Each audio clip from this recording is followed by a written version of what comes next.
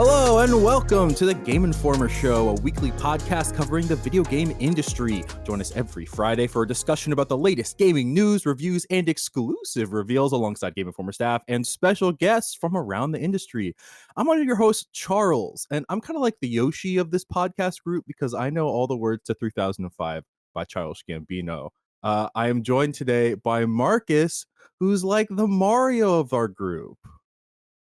I didn't even know if I should do a Mario impression or a Chris Pratt's Mario impression. Let us do one and we'll guess which it is.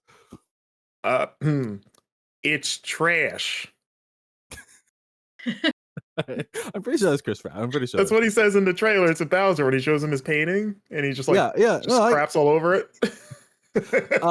And Eric Van Allen, who's kind of like the Lakitu of the Game Informer crew because he'd be flying around with that camera. I was like, maybe I'm gonna get Charlie Day, Luigi. Maybe I'm gonna get like he does the Pepe Sylvia. But I just get Lakitu. I float around in fantasy Mario world. I'm still working. Yeah. Also, characteristic. I'm sorry, Lakito? Did we not say Lakitu? I don't know what we say. It's a word I've only ever seen written. I like Lakitu. That's fun. That's my best guess. And finally, our special guest for today, Nicole Carpenter, freelancer extraordinaire, who's kind of like the Rosalina of the Game Informer crew, because she's not usually here, but the stars have aligned and she's finally visiting us this week. Wow. Love that. That's beautiful. How do you feel? Do you like Rosalina? Yeah, and I also would have accepted Toad. And your Toad impression, real quick. Oh no. That is something Toad would say. Right? Would you like to do? It will come out. I was like, would you like to do Keegan Michael Key's Toad? I think the Discord will automatically noise gate Toad noises. Not that I know this from experience or anything, but I do think Discord noise gates most of those. Mm-hmm. Hey, Mario. Whoa, I really wish Discord had noise gated that. Yeah, that was Captain Toad, actually. I think that was Marge Simpson walking by. That was crazy. But like later seasons, Marge Simpson, when her voice is just destroyed. Yeah. Well, anyways, but we got a great show for you today this week. But before we get into all the specifics, I just want to do a quick plug for GameInformer.com/subscribe, where you can go to get our latest issue, which features Invincible on the cover. Invincible versus the game. Marcus and Eric, you were the duo that went. Is that correct? We were. Yeah, I wrote this thing. You did, and we'll be talking all about it today. If you want to sign up for future physical issues, go to GameInformer.com/subscribe. Shipped anywhere in the US. You can also get a digital subscription at the same place. And we're on newsstands now in bookstores and other places like that. So you go to Barnes & Noble, we'll be there. And we're also popping up in countries around the world. As always, if you see one there, please let us know, both because we're excited to be spotted in the wild. And also, we don't know all the stores that we're at. So we would love to have a tally of knowing where to point people to go. As always, GameInformer.com/subscribe. Before we jump into our current issue, we're actually going to do a quick moonwalk backwards into the back issue, because Nicole, you wrote a fantastic feature on the game Love And Deepspace. Why don't you tell us a little bit about like your relationship to that game and the formation of this piece? Yeah, well, so I have been covering Love and Deepspace for a little bit and playing it for a little bit longer. But basically, it's I would say maybe like part visual novel-esque, like part action game. And the core premise is that there's these five guys, five very, very adorable, lovable cast of characters that you can choose to date, and you fight alongside them. You're part of this like crew of deep space hunters, and you go out and you try to help get rid of the bad guys. That's what you always do, but you get rid of the bad guys, but then you also come home and you have these five guys, you have five boyfriends you can choose from and get to know them. There's like the action part, but then Love and Deepspace recently added a home, like your own home, so you can also do stuff like cuddle on the couch with your boyfriend, or like play music with him, or he can take a shower. Why not? And you're also there?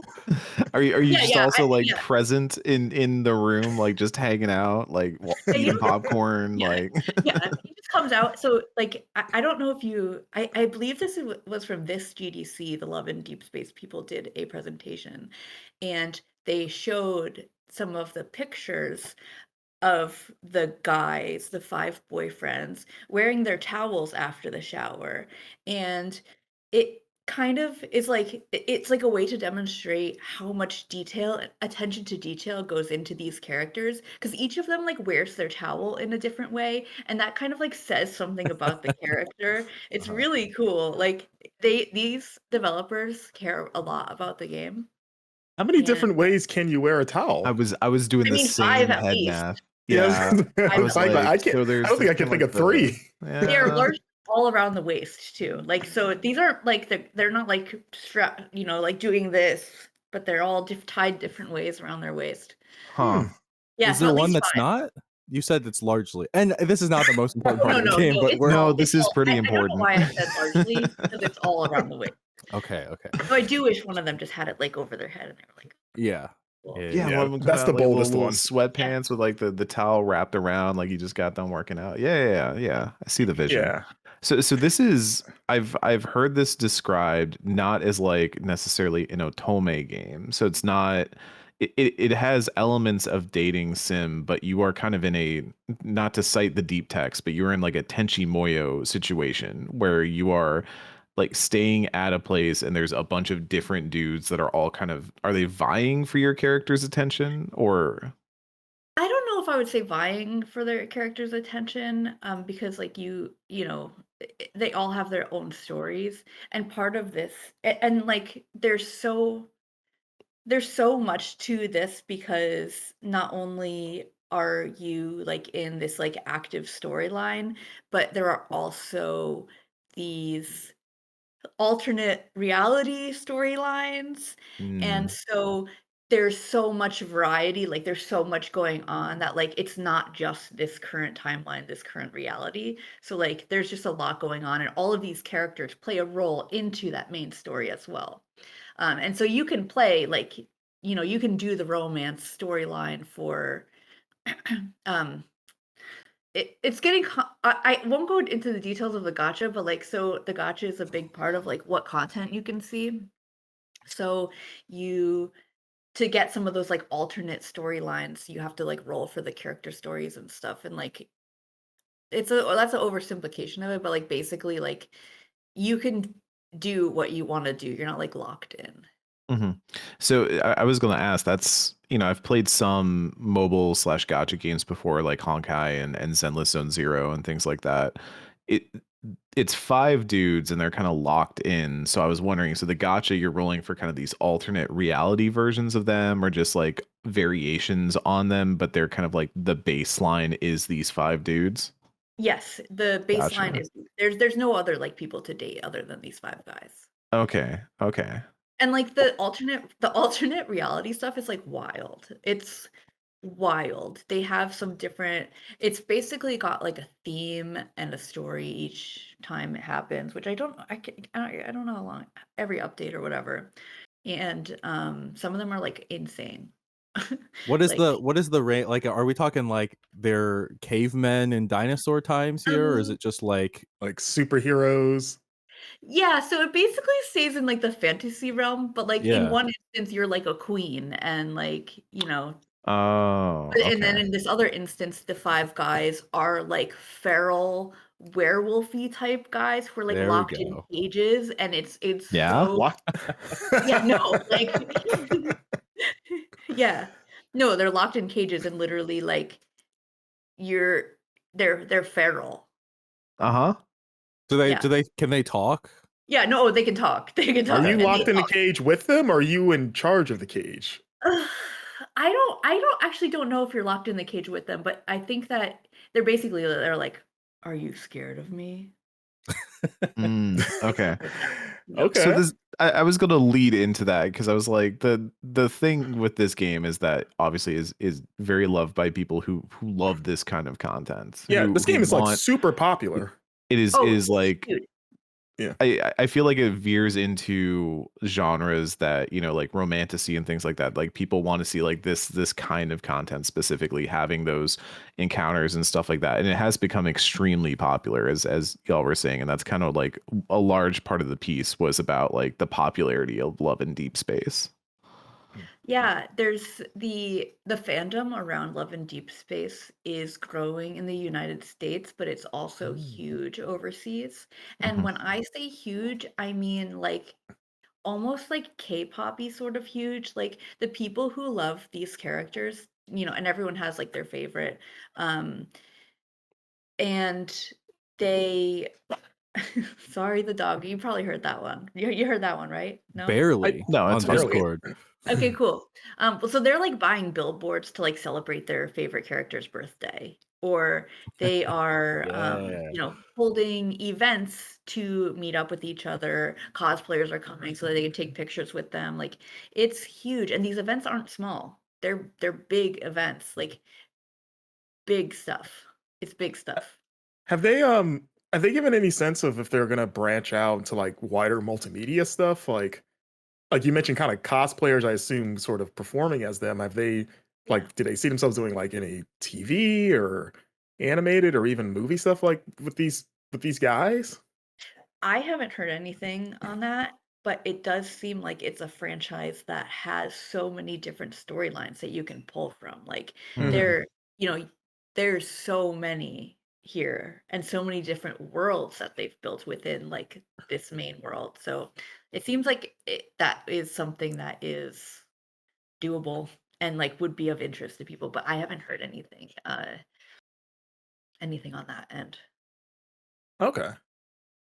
Yeah, that's it's fascinating. It almost reminds me vaguely of like when Infinity Nikki started popping off, Mhm. where at least for me personally, that was like a series I like the Love Nikki stuff I had no familiarity of prior to playing Infinity Nikki and then learning how massive, like almost like I don't know if you say quietly massive just because I haven't heard of it, but like it's like this it's a giant thing.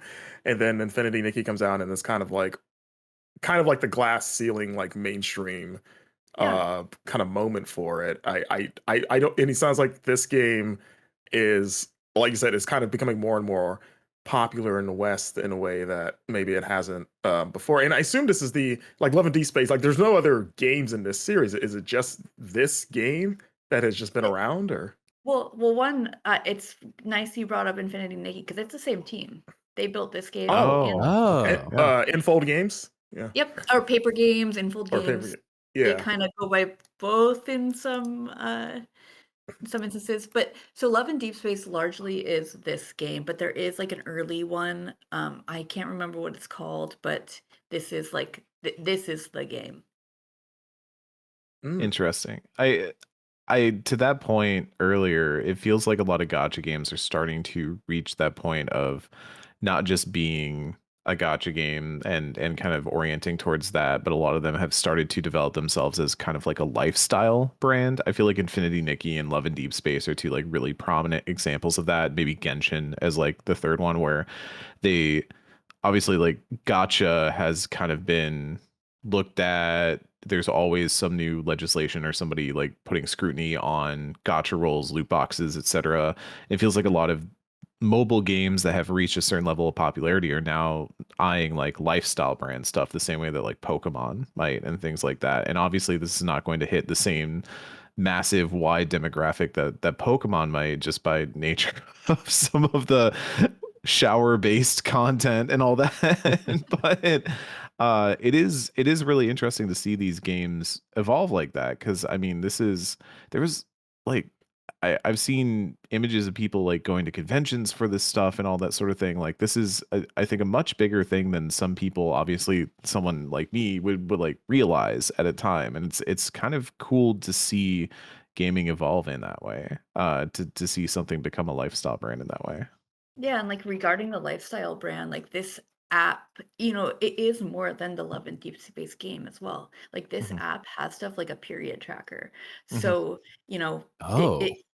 Yeah, so there's like different sort of functionalities in there. So it has a period tracker, and then your boyfriend is like giving you updates like, how you feeling, buddy? Like what's kind of like Hmm. sort of it's giving you that helpful information, but also they're talking to you, comforting you, that sort of thing as well. Like there's different functionalities in there for people, and it's really, really cool. Like you don't see that. You know, I think there's Yeah. probably some like hesitations. Like, would I want to be putting my health information into like an app like that? I don't know where they're storing it. I don't know what they're doing yet. I don't know. Probably not. But like, that's not a concern for everyone. Yeah. It's Is it? I mean we tell Pikachu when we're sleeping, so like Yeah. and that's more dangerous. Yeah, I actually believe that in Love and Deepspace that there's a functionality where you can like fall asleep with the men too. Like you I can was gonna like say Awesome. I had no idea it was that extent of. So are there like sleep trackers? Is that a part of it? Is it just like other stuff, Yeah, other like like health app information you're stuff. putting in? It didn't occur to Yeah. me that would be It's a like, part of this. can you treat this as like a Fitbit that you can date? Honestly, Finally. like a little. I don't know if the sleep functionality like tracks your sleep, but Uh-huh. it does have like, you know, sounds. It kind of like helps you fall asleep, like soothing audio, that sort of thing. I don't know if it tracks how you sleep, but it does have those sort of healthy features. That's Yeah. so interesting. The Fitbit you That's could kind take, they of, should start marketing around that, I mean, the sort of like concerns about inputting your health information aside, that is like pretty cool. It's like you don't, right? like you mentioned in your piece, like you just don't see that with games, or even a lot of tech, but sort of something that is so like women centric, Yeah. uh and to kind of have it wrapped around this really appealing package of just having these virtual kind of like dream guys sort of like help you with that stuff. Like in a perfect world, I could see this being a way to sort of help women that are, I don't know if they have any like health either concerns or just health trouble. Like if this somehow helps them keep track of their lifestyle in a way that maybe they wouldn't otherwise do with any other sort of like piece of tech, I could see like a neat sort of like benefit from that. Uh, Assuming all that stuff is sort of above board with whatever Right. they do with the information you have. But yeah, that's fascinating. And part of that is that, for this piece, I did an interview with with the developers, and the team is made up of women. That's also Mhm. something that's Mhm. very, very rare to see, is a Yeah, development team that is, has a lot of women on the team. And so that's something that I think you can see in the design of this game and the design of its story and its characters.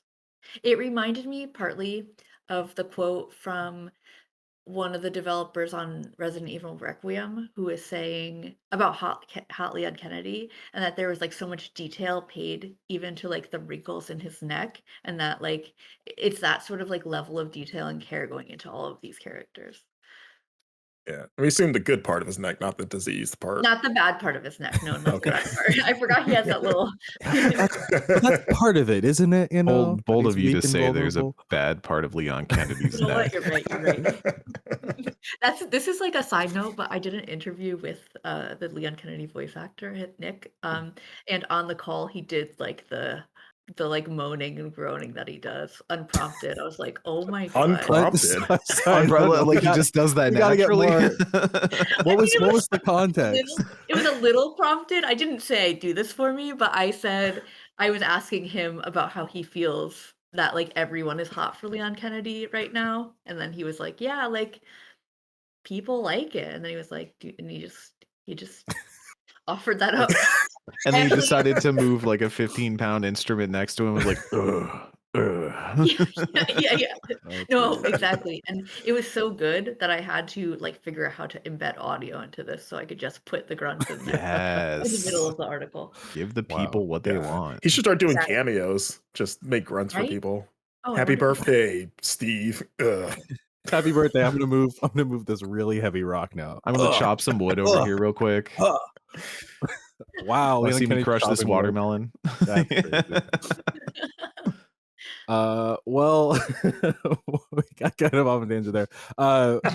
Wonderful. Was there anything else about Love and Deepspace, Nicole, you thought was big enough you wanted to call out before we move on? Gosh, I mean, I could say that my favorite guy is Silas. Like he I has was gonna red ask. eyes. Yeah, I was gonna ask, like, what are their names and sort of like their like elevator pitch? What are their personalities like baseline? Okay, I'll go over their names. There's Xavier, Zane. Xavier. Yeah. Okay. Yep. Zane, Raphael, Silas, and Caleb. Oh, Eric, there's a Raphael for you. I hate that. This is the worst running bit we've ever come up with. And can you say like Xavier the blank one? Like if you were to give them to narrow them down a little bit. Yeah. Yeah. Okay, so they have like oh God. Well, I honestly only really know a lot about one of them, and that's Silas. And he is like he has red eyes. He is Oh. like super confident. He's like a little mean, very powerful, and that's like his elevator pitch. I don't know that much about the other guys, honestly. I'm not like, Yeah. it's like I got my dude, and like, You're you know, devoted. Is he a We're good. jerk? He kind of sounds like a jerk from that description. like kind of mean, yeah. The Yeah. red eyes too. I've heard Yeah. things about this character specifically that when you said like my favorite Silas, I was like,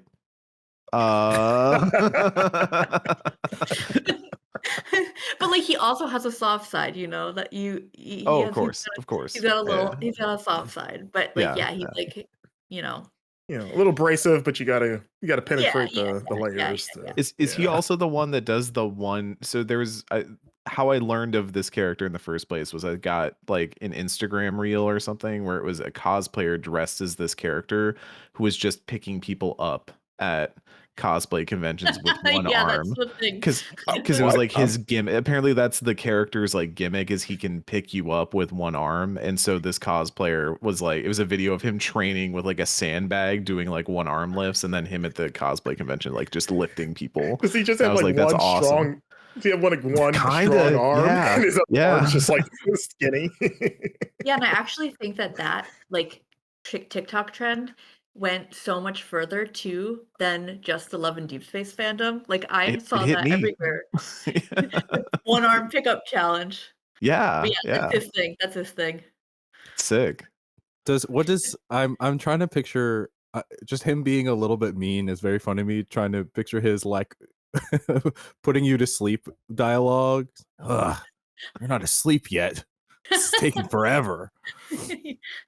Why is Solid Snake angry that I won't go to sleep? Yeah, I don't know what his voice is. The Nicole, Solid can you do an Snake impression white of noise Silas real machine. quick? Yeah, is he a gruff? No, I No, absolutely okay. cannot. I'll just keep Yeah. asking, and one of these times you'll have a perfect impression of one of these characters. Yeah, you're trying to say like is he a gruff mean? Is he kind of like a snivelly like Draco Malfoy kind of voice? Or Go to sleep.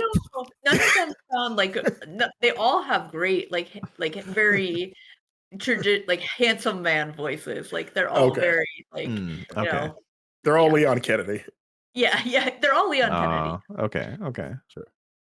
Well, awesome. Well, Love and Deepspace, you can read about that in our last issue, which why am I blanking on the cover? Grease 007. 007 First Light. If you're subscribed to Game Informer, you can check out the digital version. It also might still be on newsstands right now. It is. That is, yeah. Mhm. And also, if you are signed in, you can see the article version of that on GameInformer.com as well. Yeah, no, fantastic piece, by the way. I Yes, enjoyed absolutely. reading it. Really good article. Go read it. Yeah, and also I think next time, kind of like the way we did the one podcast where we assigned ourselves Ninja Turtles, I think we have to learn more about the other boys in Love and Deepspace, and we have to which one Fantastic. are we Yeah. most like? Yeah. We'll all take like a BuzzFeed quiz for which Love and Deepspace boy. I could Also- almost guarantee that there is a BuzzFeed quiz for that. Oh, there gotta be. definitely is.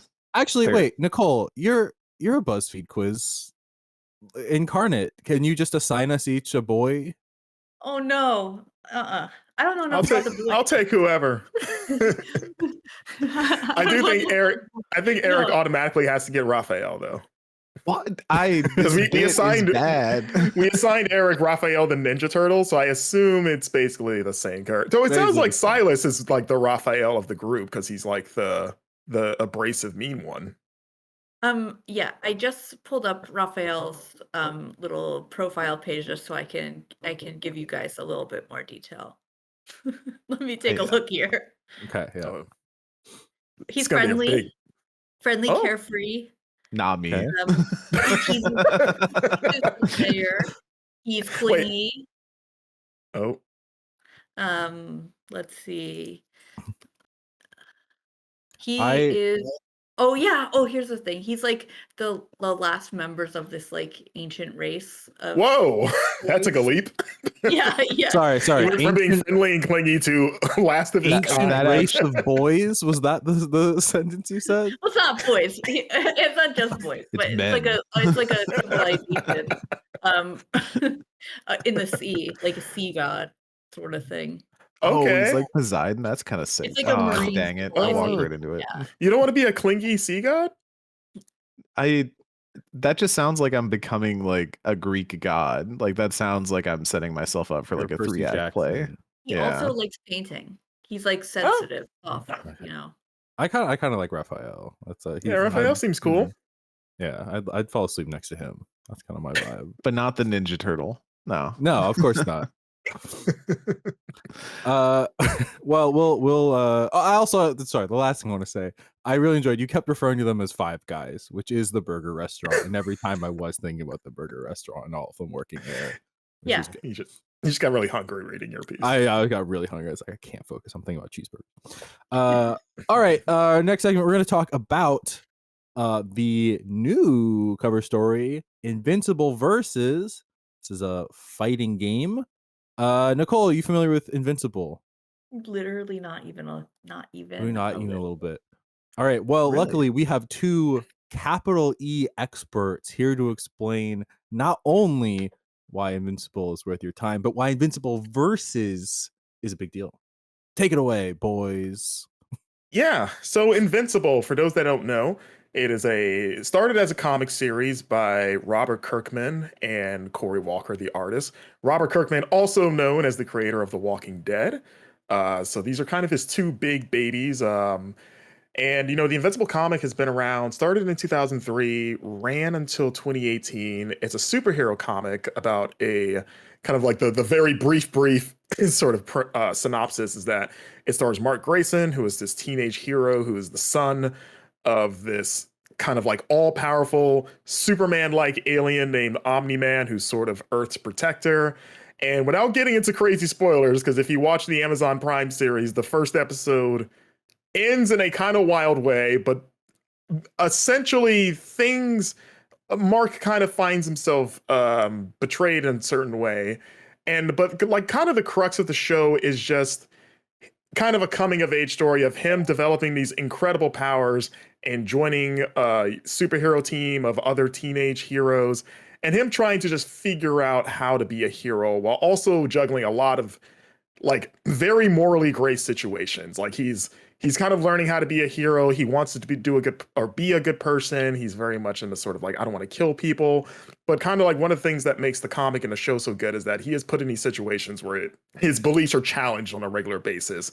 And the series dives a lot into sort of like how being a hero and dealing with some really traumatic stuff kind of affects his psyche and how he sort of like changes his kind of his viewpoint on what it means to be the savior for humanity.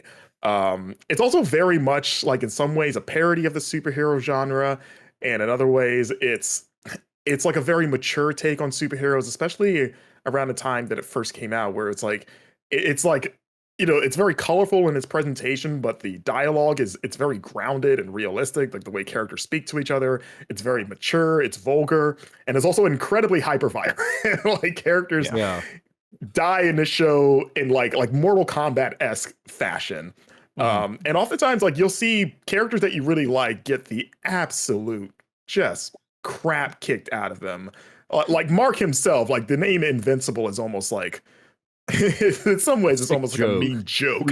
We were making a joke while we were out there on this cover story that's like, invincible does not mean invulnerable, right? Like it does not necessarily mean that you can't take damage, you can't like get hit, and that is a recurring theme, and like segues neatly into the fighting game aspect of this. Is like, this is it weirdly feels like a mixture of fighting game genres because it tries to incorporate so much of the not just different mechanics of games, but also the visual language of games that kind of feel in conversation with Invincible, your Mortal Kombats, and obviously your Killer Instincts, because a lot of the team comes from Killer Instinct and things like that. So Yeah. it is kind of interesting to see in that way. Like Invincible ends up feeling like a natural fit for a fighting game in a lot of ways. Yeah, and that was one of the big things where, like, even Robert Kirkman, when we interviewed him, he talked about, because he grew up a video game fan, and is still a gamer to this day, but he grew up a fighting game fan in particular, and he talked about how much he loved Street Fighter, but especially how much he loved Mortal Kombat, which he didn't really confirm this, but like seeing his work in Invincible, and maybe even to some extent The Walking Dead, it's almost hard not to think that Mortal Kombat has some sort of like just subconscious influence on just the way he depicts graphic violence. But he was telling us back then that one of his like bucket list dreams was Invincible video game, but specifically an Invincible fighting game.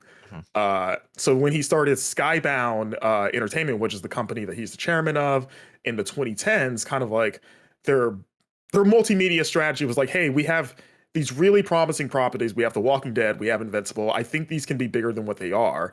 And then over time, they started working on like, well, we can turn this into other forms of media. This could be TV shows, this could be movies, and then maybe one day this could be video games.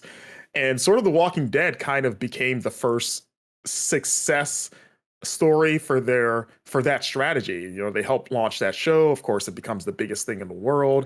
And then it also, maybe more crucially for Invincible Versus, it led to the creation of the Walking Dead video games that Telltale made. And of course, that first season in particular is still celebrated as one of the best narrative games of all time. And it spawned so many just video game spinoffs of The Walking Dead that it kind of laid the seed for, hey, we've done this with The Walking Dead. Maybe now we can go back to Invincible and see if we can maybe make the fighting games of our dreams.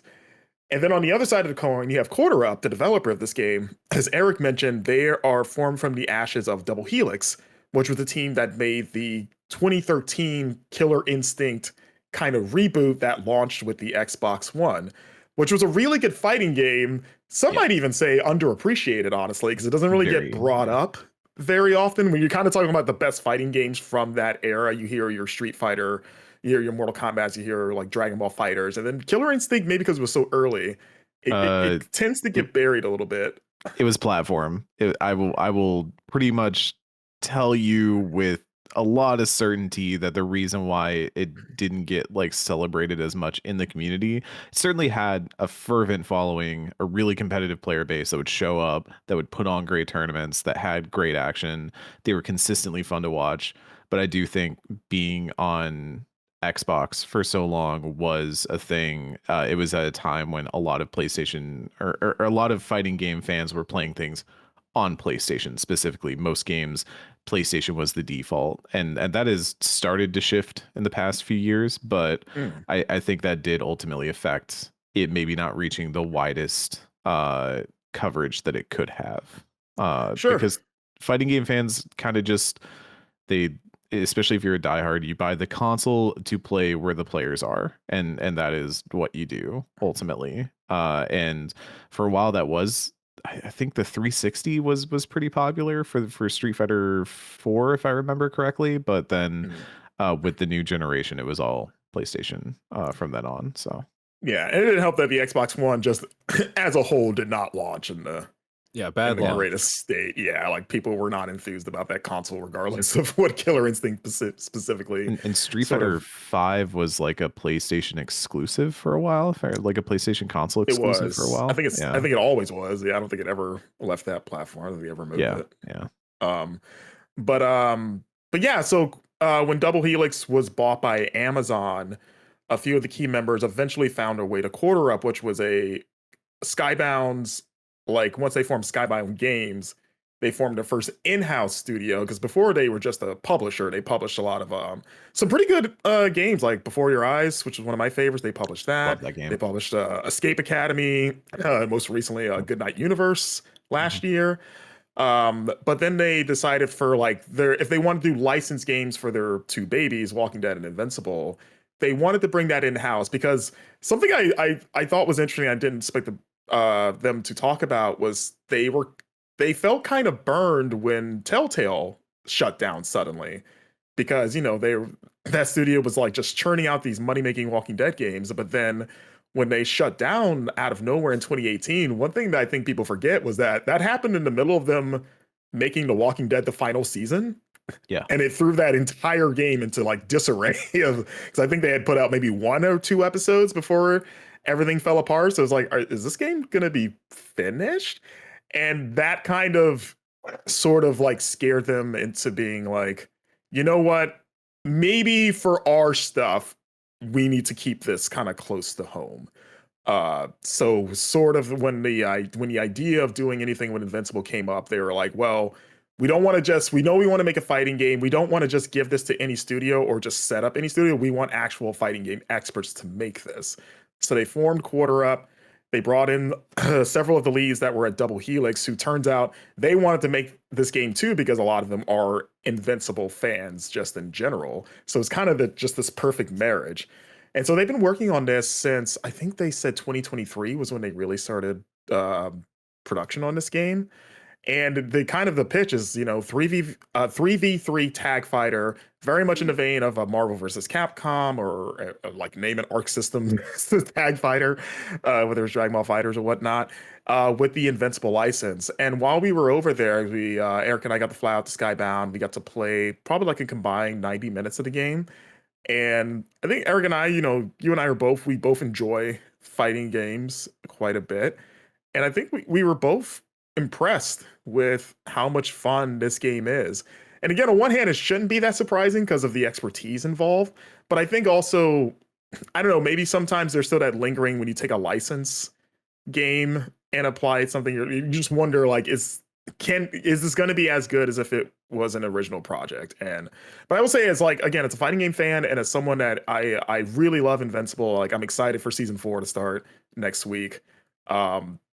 This is like hitting all of the right notes. Like, the faithfulness to the source material is there, like in terms of just how the characters are portrayed, the dialogue between them, and also just how referential the move sets are. Like, we were talking to the combat designer, and he talked about how pretty much 90% of everyone's moves is some reference to either the comics or the show. So if you're a fan of either of those, you will see things that go, oh, I remember when that happened. And some of it's like something that happened once in like a panel of a comic or like a scene in a show, and it'll be there. So it's like, if you're just like an eagle-eyed viewer, you're just like, it's like a constant barrage of just really cool Easter eggs. But also just in terms of the gameplay, like, it feels great to play. Like, Eric, I'll pass to you for this, but like, even one of the things that impressed, I think, both of us was just how easy it is to just pick up and play in general. Like, there's a lot going on, but they've managed to kind of boil down a lot of seemingly advanced mechanics into some like really simple inputs. It's been a rising trend in fighting games, I think, because the dam kind of finally broke. I mean, for years there'd been like Persona 4 Arena had auto combos and things like that, and people would freak out and be like, "Oh my gosh, we're simplifying fighting games too much. We're going to lose the magic." And it turns out baby that, modes.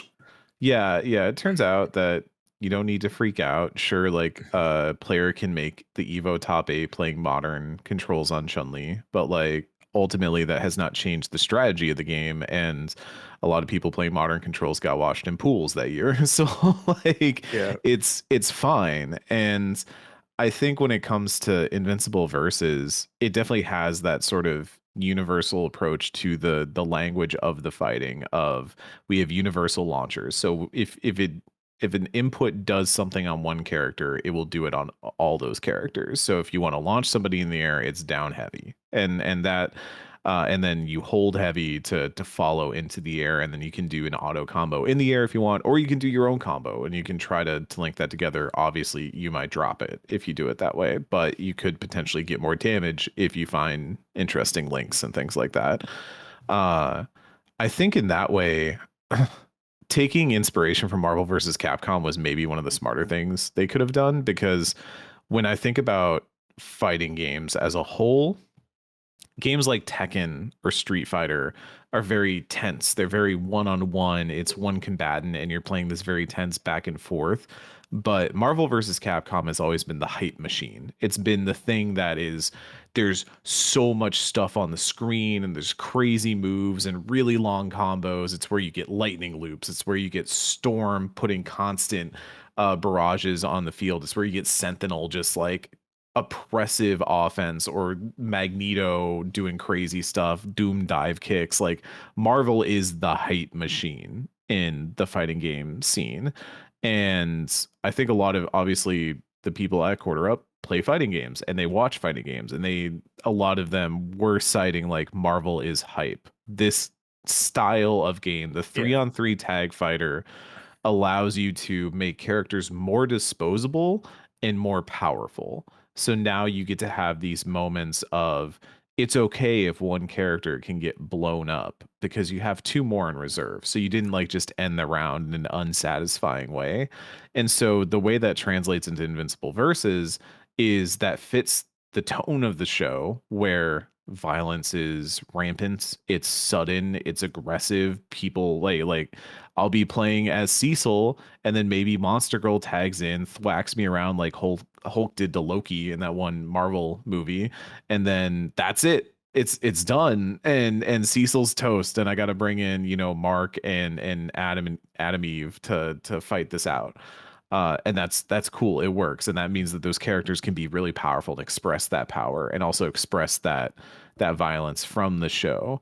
But there's like sprinklings of Killer Instinct in there. There's a surprisingly complex like give and take on the guard side, with those sorts of like breakaway moments where you can try to hit somebody and then you can do like not a parry, but it's like a power through it, kind of like a combo breaker.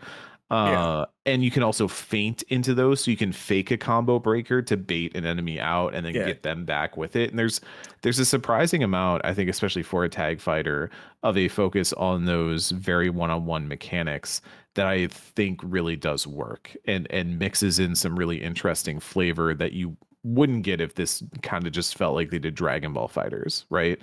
And overall, I walked away just thinking about that game constantly, like in my head, being like, oh, like there was some Cecil stuff I wanted to try out still. There was some robot, if you couldn't tell, like my favorite characters were like Cecil, Robot. I really like Bulletproof. Smart guys. Yeah. Well, and then also well, I mean, Bulletproof's probably smart.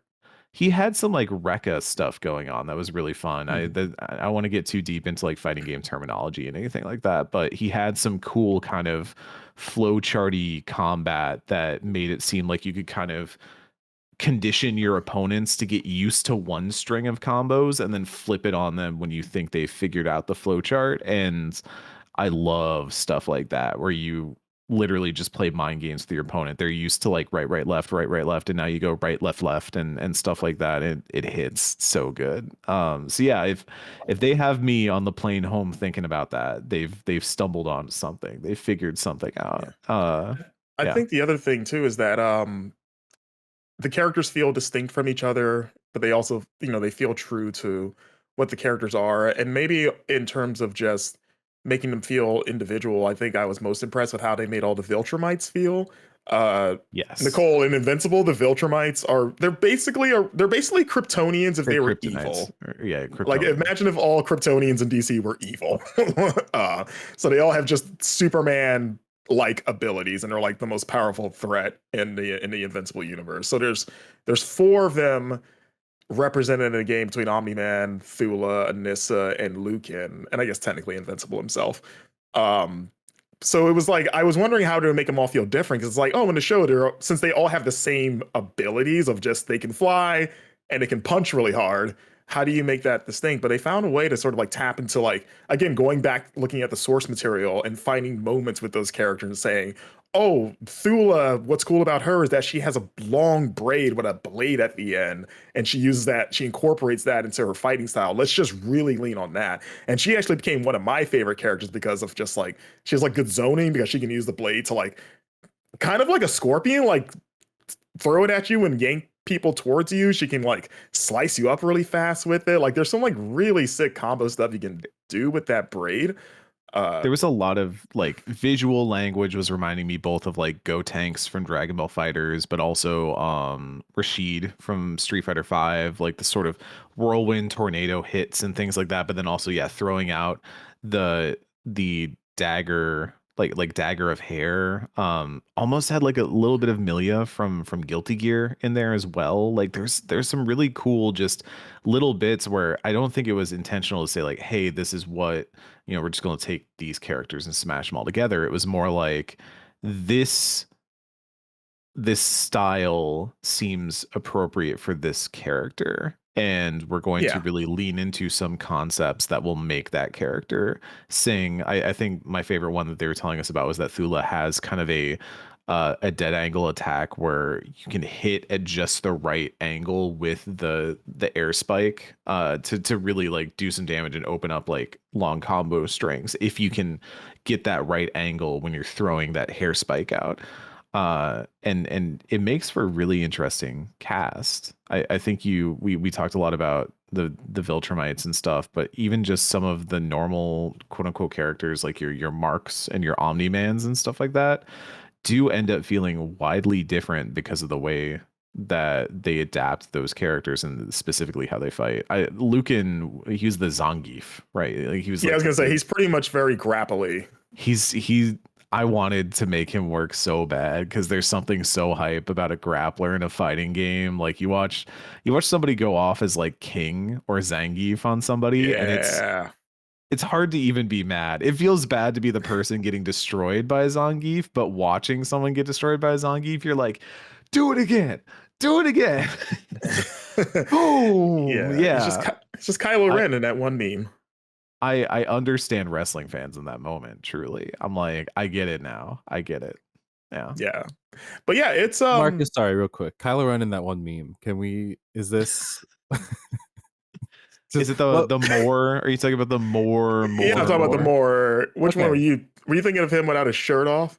That is what I was thinking of. Can you imagine Kylo Ren in those like high-waisted shorts, but he's in like Love and Deepspace? That's what I'm talking about. Oh, he strikes me as a Love and Hoisted Deepspace up type. Pants. Yeah. Actually, yeah, he should be. They should talk to Disney. Make it happen. I mean, continue. So, I mean, like, fallen asleep yet. Ignites his lightsaber. Kill them if you have to. Is he talking with the mask? Anyway, but yeah, I mean, kind of like it's the sign of a good fighting game is like it's as much fun to play as it is to watch, and I think this game has a great balance because like every match, because of the number of defensive systems that you have, the number like the tagging in and out, and there's so many ways that you can turn the tide of battle where it just feels like a ping pong match constantly. Like you're seeing like, okay, the tide's shifting this way. Now the pendulum's shifting the other way. Who's going to get the upper hand? Who's going to maintain the momentum the most? And even with Eric and I, when we were like, we're learning the game on the spot, so we're far from like high level players, but I feel like most of our bouts, it was like pretty back and forth, even though Eric beat me most of them ultimately in the end. But like, it was like a lot of times he had to earn it a little bit, and there was other times where he absolutely annihilated me. Yeah. But who can say? I'm learning the game. I'm too busy trying to figure out the systems and stuff. I'm taking notes and whatever, mental notes. I did show up with a bit of chip on my shoulder where I was like, this is my first time covering a fighting game for GI, so I felt like I had to kind of like establish myself. Like I know what I'm doing. Dominance, not dominance. Just show up. Well, because also this is maybe like inside baseball, but it's like you kind of show up and you want to show people that like I speak the fighting game language. Like let's talk about some frame data. Let's talk about like some deeper stuff here, and it does kind of like ease in a little bit, but also to that point, yeah, there's a lot of deep stuff to explore with this game. There's been like open betas and stuff like that. That I think already fighting game players have been digging through it. I think the only reservation I had was when they were first describing this game, teaching us how to play it. I was like, this is a lot of systems. This is a lot of things to keep track of, because already a tag fighter is on the more complex side of a fighting game, because you have 3 characters to think about. You have assists, you have tags, tag in and tag out, you have snapback, things like that, where you're kind of playing these games of who you have out and who you want out on the opponent side, who you want to be fighting, what the matchup is, and how you can push that in your favor,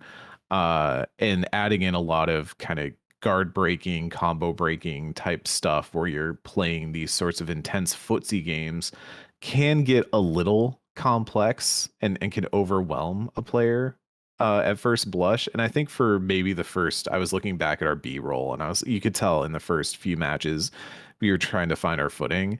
And I remember they told us a few things like, hey, this is kind of like this is the main way to do like a launcher combo. This is like the main way of like, oh, you can do this, and this is kind of like how you see this. And then they told us about the feints and things like that, where we could start incorporating kind of switch ups in what we were doing. And it hit a point where I felt like I could see everything. Like I was Neo watching the Matrix fall down. I was like, I get it now. And suddenly like it shifts, and I was like, okay, now I'm in gear. Now I'm going. And suddenly the action just starts to take over. And I think that might be the case here, where it seemed a little intimidating at first, but honestly it flows really well for anybody who just wants to like pick up the sticks and mash some buttons. Yeah, it's fun. And there's other modes in there that we touched on the cover story. Mainly the big one was the story mode, that they're still being very cagey about, but there is like a story, like a cinematic story mode. We actually have a written feature all about it on the website, and a video feature that will probably be out by the time. It will be live by this point. Yeah, where we kind of trying to pick their brains about it, but it's like kind of what we gleaned was like, okay, it's like a shorter story mode. They described it as very much like playing an episode of the show, and it takes roughly the same amount of time to get through. It's like an hour ish.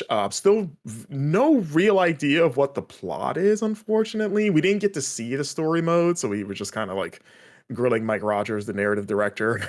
He was very good at sort of like keeping a lot of things close to the vest. There were some hints, specifically like he did gesture towards that there's a window in time. Obviously, if you've seen the show, certain events happen, certain characters and the state they are in and things like that, you will kind of see them in the cast of this game, the way they are presented in this game, and you'll be like, oh, okay, so this is kind of like a rough window of where this probably falls. And that is kind of, they said they found like their window to kind of put the story in there and do this and still kind of get away with not worrying too much about canonicity and things like that.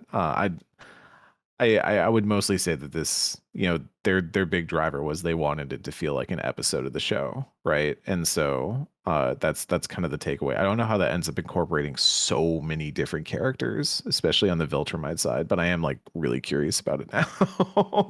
Yeah, and what's also exciting to me, at least maybe specifically, is that so Skybound Animation, the studio that actually makes the show, helped work on the game, specifically in the cinematics department, kind of going back to how in-house this game is. And they were talking about how, why they went with the art direction. Because if you've seen the cinematics and even the trailers, it's got that kind of Spider-Verse style, kind of like almost stop motion sort of look, which is not how the show looks at all, but it's kind of like a stylistic choice for this game for the story. But then they mentioned how they got, for the director of the scenes, they got a South Korean animator / director named Sung. If I mispronounce this, I apologize. It's like Sung Un Kim, who is like really well known in a lot of like animation circles, because when I was looking up his credits, I was like, oh my God, he's like the animation director for all these animated shows that I like. Like he was the guy that directed Jackie Chan Adventures and the Batman. If anyone remembers like that 2000s Batman cartoon, that was my Batman show. That show's which he great. Won awards for in that. And the one that specifically got me was he's directed several episodes of the Boondocks. A lot of episodes. Yeah. ones that have like really good fight scenes in them. And so yeah, I was immediately like, oh. Same. He did like 27 episodes of the Boondocks, so he was like, Yeah. he's pretty much one of the main guys. You can say responsible for like directing Is there the any animation of that show. more recent stuff? You opened with Jackie Chan Adventures, and I didn't know if there's something that like within the last 5-10 years. I'm pulling it up. Nothing that I recognized. Okay, I was just curious. From when yeah, but those are definitely again for the things that I liked. I was like, oh, I'm a big fan of all these shows. That's pretty cool. Because I remember when we were talking to Marge Dean as the head of the Skybound Animation. She didn't get into what he did, but she was very much like, if you're in the know in terms of like if you follow animation, you know this guy. He's a pretty big deal. And you're like, okay. So excited to see kind of how that translates to some of it. If you watch some of the trailers that they've put out for like either the character reveals or even the initial reveal trailer, you do see some scenes from the story and get a sense of some of the fight scenes. So it's like, okay, it seems like it's going to be like fun to watch.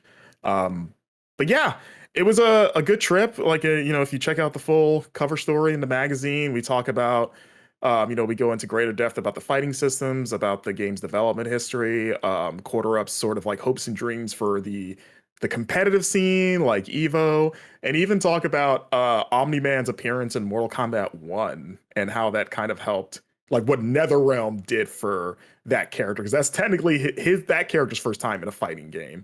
So how they kind of like looked at what NetherRealm did for him and how that helped inform how they approached Omni-Man in their game, I thought was a fun little anecdote.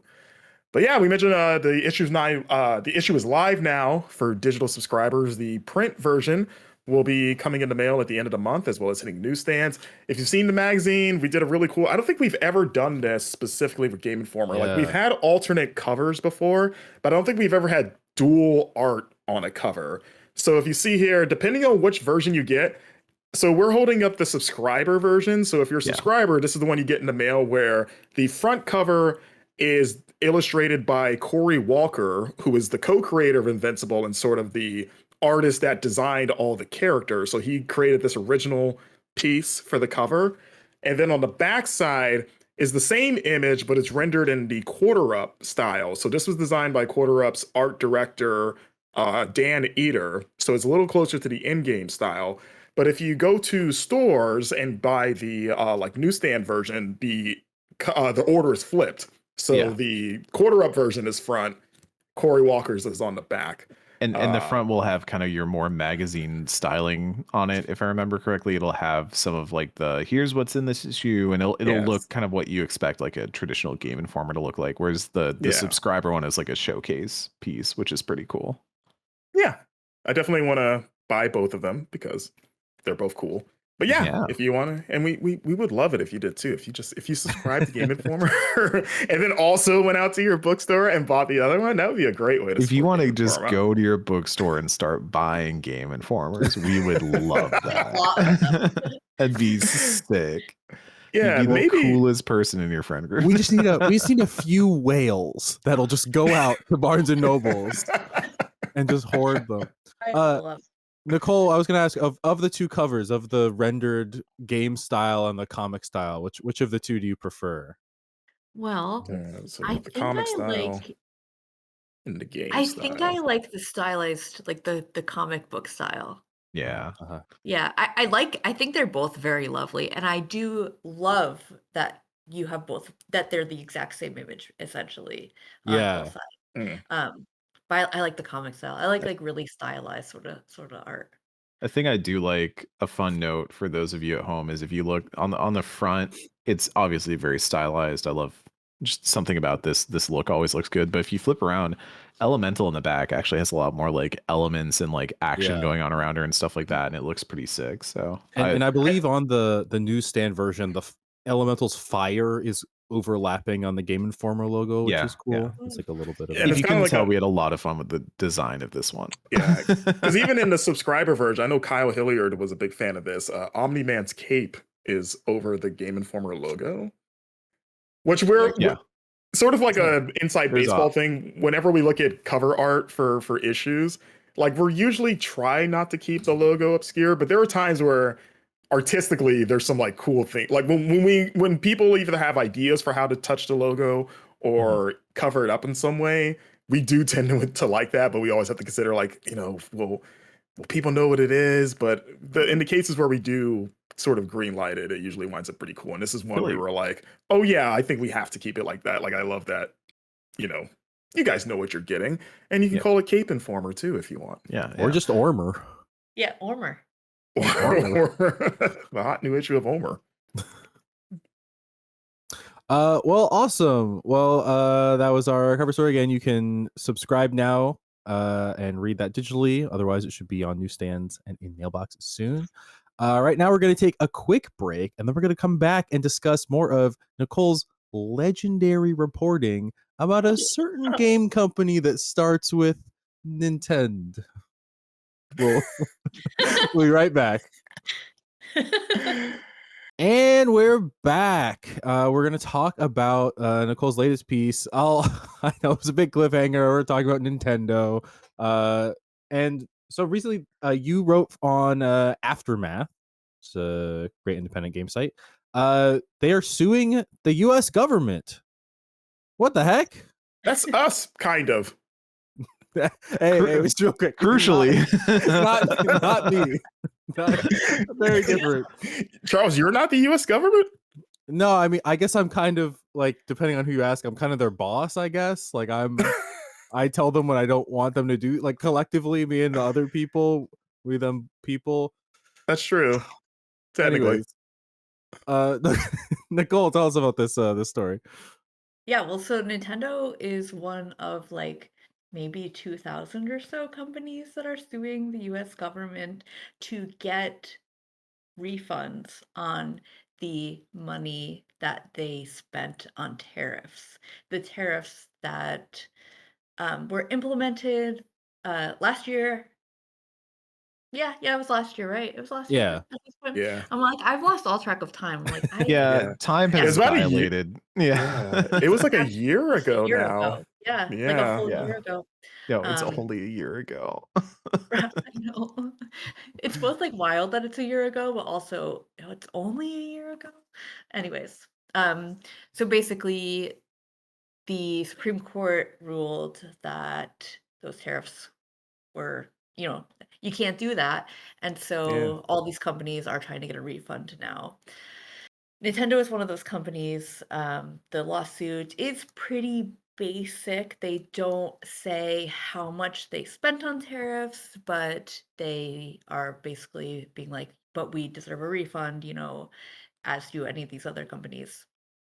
Because the Supreme Court ruling was a little bit unclear on what you do to get the refund at the point where it came out. So all these lawyers were like, yeah, you're gonna have to sue, and then all the companies started suing. However, the government, the Customs and Border Protection are working on a system, I guess, that will give refunds so that lawsuits won't be necessary. That's in the works. There was a filing where they were like, I don't know, maybe a month. They couldn't do the refunds now. They were like, we need a month to work on this system, because this is I think it was $160 billion worth of tariffs, tariffs from that time, the extra tariffs were collected. And so that's a lot of money to figure out how to give back to these companies.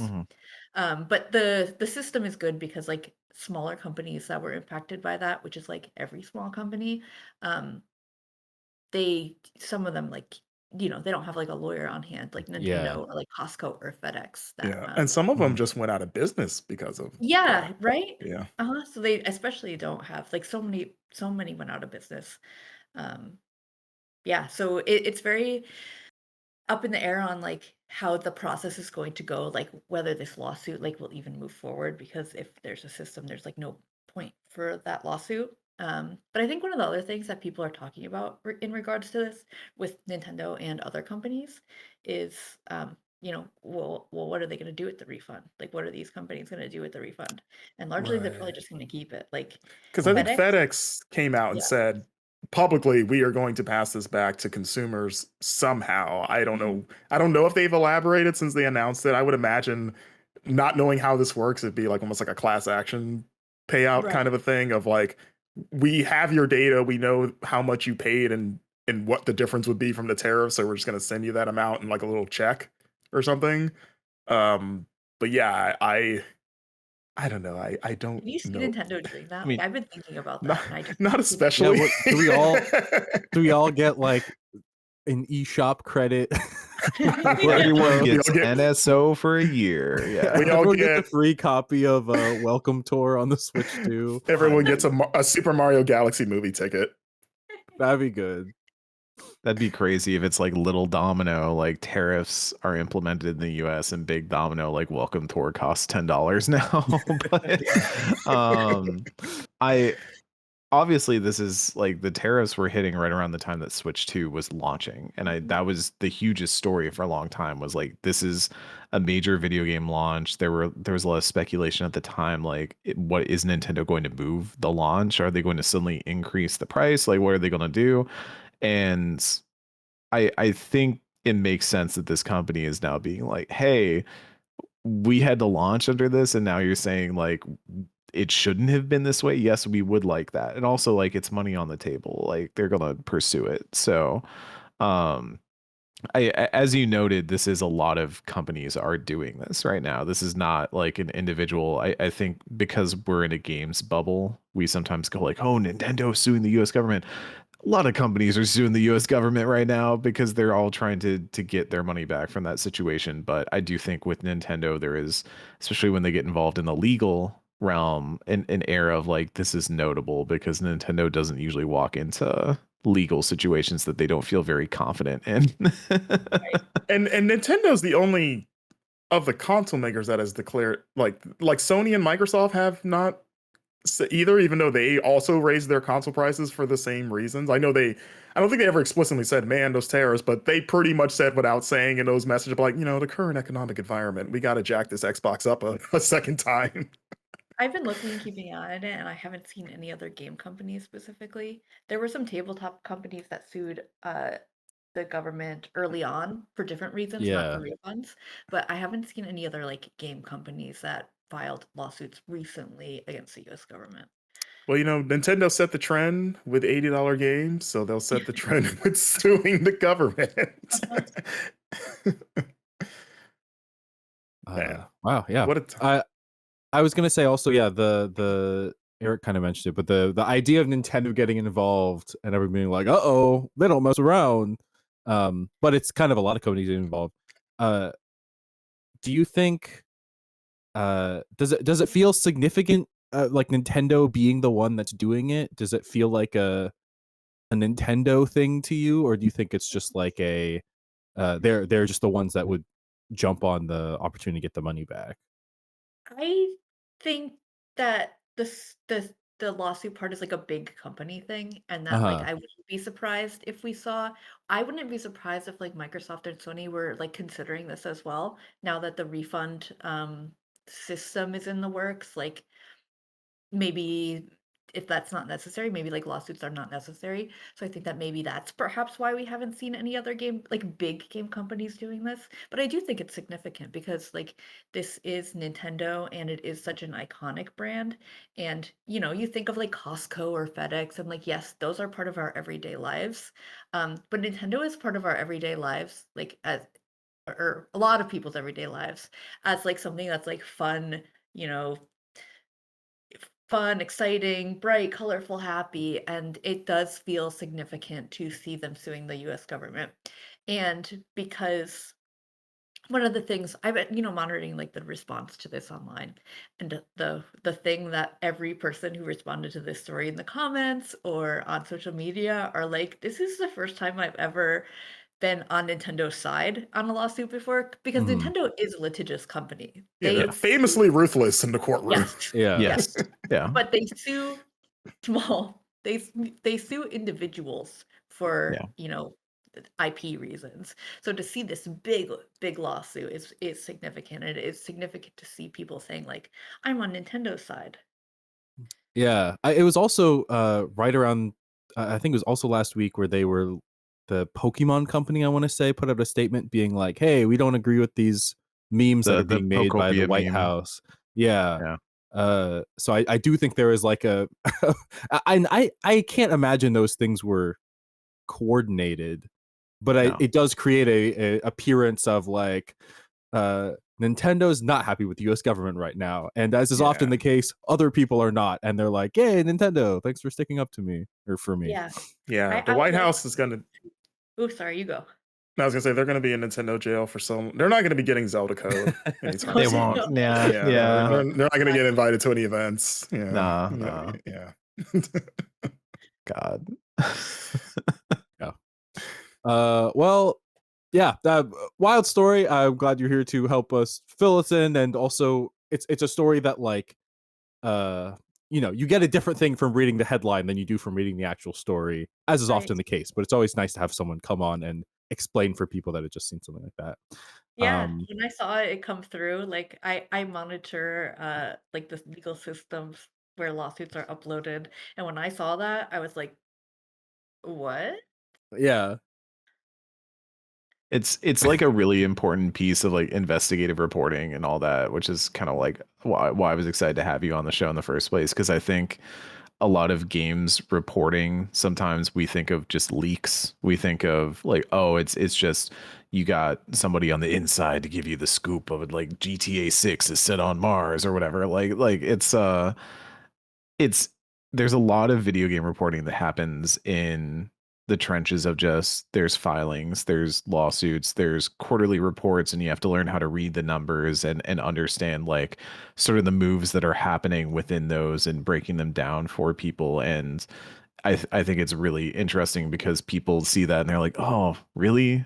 And then suddenly headlines like Nintendo is suing the US government comes out and they're like, what? And it's like, yeah, that's what reporting looks like sometimes. And it's really cool. So yeah, keep it up and go check out Nicole's work on you're on Aftermath a lot. Obviously you're in GI. Any other places you want to shout out, any pieces you want to shout out? I do have a cool piece. This is a print media thing. I have a really interesting piece about mountains in games coming to Trails magazine, which is a Oh, magazine that Oh, covers mountaineering, like alpinist things, like that's really climbing, cool. hiking. And it's about Cairn that's and awesome. Okay. peaks and valley peaks Mhm. and why climbing is a thing in games right now. I don't know when that will come out. Like I just filed the draft, and so it will come out at a future print magazine thing, whatever schedule that's on. But yeah, like it's really cool to see magazines, websites, publishers who are interested in video game things, who don't typically cover that sort of thing. Mhm. That's awesome. That's Yeah, like fun discussion point too. Like best. Just makes me think like, what are the best mountains in video games? Uh-huh. we gotta do that top 5 at Yeah, some point, yeah, yeah. obviously. Yeah. Um, I also want to say, you're doing some writing for Mothership, right? Yep. Yeah, Mothership is great. So my bosses at Polygon, Zoe and Maddie, started Mothership, a feminist video game site, and it's a really cool endeavor. And I'm so happy that they have been so successful in like crowdfunding, or the Mhm. subscription model has been like so exciting, and it's working. Like that's cool. That's amazing. Yeah. But yeah, I love Mothership. I am working on a couple stories. By the time this episode probably goes live, this story will be. But I spoke to folks about Outer Loop, or sorry, not Outer Loop, Outer Outer Sloth. Sloth? Outer Sloth, Yeah. and the Inner Sloth Among Us folks, released their contract, their Mhm. like funding contract, and so I spoke to them and a lawyer to break down like what is so uh poignant about a company just being so transparent about what's in their contract, and like it's really good, and how that could impact the industry. Yeah, awesome. Yeah, I was gonna say, I don't know if we've gotten a chance to shout out Mothership on the podcast yet, but that is definitely something people should check out if you're interested in more games writing, specifically by women, femme presenting people. Awesome. Well, we're gonna move on now. We got some reviews up this week. I'm gonna go first. I'm gonna keep it relatively short because I don't think everyone here knows about Monster Hunter, and also I don't have a lot of strong feelings about this game. But I reviewed Monster Hunter Stories 3. Um, if you're familiar with Monster Hunter, it's a game where you play a hunter and you hunt monsters. Mm. A lot of Would not have And they did- would not have elicited that. Yeah, Oh, man, Mia, I really gotta- Mia Jokovic did that once in a movie. I've heard it was awesome. Heard everyone loved it. That's what I heard too. Yeah. Anyways, Monster Hunter Stories is a spin-off where you play as a character who can tame monsters, and tamed monsters are known as monsties. I don't know why. They don't really explain it. Monsties. Oh, that's For whatever reason. Monsties. Yeah, they're Like monsties. I like it. You like it? Okay. It kind of gives me the ick. I don't know how to I think articulate. it sounds cute. It's cute. I think if they were cuter, I would like. If the monsters themselves, like, I have a canine, which is like they're palamutes in Monster Hunter Rise. They're like you can tame them in this game. That's a monstie because that's a little guy. But then when it's like big bulky gorilla man, and I'm like, oh, it's my little monstie. I'm like, okay, well, I can't believe you're this gatekeeper for monsties. I never would have. This is not a hot saw take. the I side realized of you. I had until I started talking. Firm position is anti-monstie. That's crazy. No, anyways, it's an interesting game. So it's the core series for Monster Hunter is an action game, and they're usually these like big long drawn out fights between you and the monster, and it requires you to like there's a whole core loop of like you craft the armor that resists the elemental type, and you'll get your weapon, and it's kind of got like a fighting game kind of move set. So you're going to learn all your moves, you're going to learn where to hit the monsters, and a lot of the newer games you're teaming up with people online to like strategize and beat these really difficult monsters. But it's a lot to get into. It's a lot to learn. And the more recent games have been a lot better about tutorials and stuff, but it's a bit of an overwhelming experience if you're coming in blind. Monster Hunter Stories takes that, and they're like, what if it was a turn-based game where you can kind of take your time, and then you're like collecting these monsties. So I have a whole the stables of all my different breeds of monsties, and they all have different abilities. And this is the third in that series, but it has a different visual style. So it's less, they were kind of like chibi before. Maybe if everyone was chibi, I'd be like, yeah, monsties. But now these are like, it's cell shaded, but it also feels Breath of the Wild specifically because the main character has a like champion tunic blue is like the default costume. Okay. That should be a Crayola crown, champion tunic blue. Tunic blue. Yeah. When I saw the trailers for this, the first thing that leapt to my mind was How to Train Your Dragon specifically. Like it's that style of we have fantasy armor and things like that, and it's like kind of almost maybe more on the live action side of How to Train Your Dragon, which is not, I'm sorry, is not a compliment, but well, is there any point in this game where the main character holds their hand out to connect to the dragon and find is that a common thing? ground? Is that what they? Yeah, that's what you do in these movies. You're like, oh, this thing's How to vicious. Train Your Dragon. Have you not seen the new Jurassic World movies? Do that too. Where like all of Chris Pratt has to do but this. that's usually a mistake. And like every monster's like, whoa, okay. They did that in Avatar, right? They like hair connected with the dragons and then like bonded for life or something. Is it kind of but it always starts with a hand. It's a very horse girl thing. It's the open palm to the horse's snout. Because the next place I was going to go is that's Tarzan. That's what they do in Tarzan. That's just what you do to tame animals for some reason in fiction. Can you show me? And then they do like the hands together. Yeah, how much Phil Collins is in this game? That's a great question. Yeah. It would not be out of place. The vibe of the game, honestly. It's not the style of music that is in the game, but if it did start playing, I'd be like, honestly, I kind of like it. I would like the game if it had like a slightly more rustic edge like that. It's like, yeah. Rustic Edge, Phil Collins. Wait, Rustic Edge, Phil Collins. No.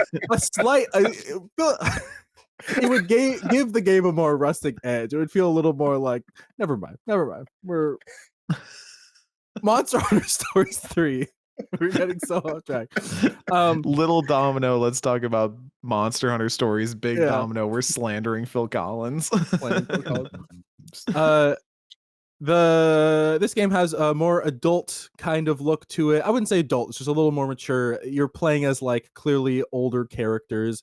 You are the prince or princess of a nation called Azuria, and you are also a ranger. So you are a monster rider, you tame monsters, but the rangers are like ecologically minded. So they're like not just taming monsters, they're like going out and they're like, we're going to care for the environment. We're going to get rid of these invasive species, and we're going to raise monsters from eggs and release them back into the wild to like restore the population, which is always like a vibe in the Monster Hunter games. But I really appreciate in this game that it's like, there's no, in Monster Hunter Wilds, you're like, we're respecting the environment. We do that by killing monsters all the time, and they always have a good reason for it. They're like, oh, it's disrupting the ecosystem, or doing that. But it is a weird disconnect between like, well, if I kill 9 more of these big frogs, I can make new boots, and that'll be good for the environment. Whereas in this game, it's a little more specific of like, no, if we have like, you need a certain population to sustain this thing, and then you'll start discovering their eggs in the wild and stuff. The story is kind of Fire Emblem-y. So you're one nation. There's another nation called Vermeil, and early on you have like a conflict between your monarch and their monarch, and then the princess of Vermeil, I think it's the princess. It's weird. It's kind of, all the government systems are kind of weird in the game. But she's like, how about this? Instead of going to war, I'll volunteer to just stay in your kingdom, kind of as like what do they call it? When, it's like when you're captured, but like politically captured, or yeah, what is Theon? What do you call that? Game of Thrones? Yeah. They're like, we're loaning him out to you, kind of, to keep us from. Yeah, I don't think a ward means, because like Robin is Batman's ward, and I don't think that means the same thing. No, it is ward. You're right, but it is like used in this way, in a political non-Batman way. Yeah.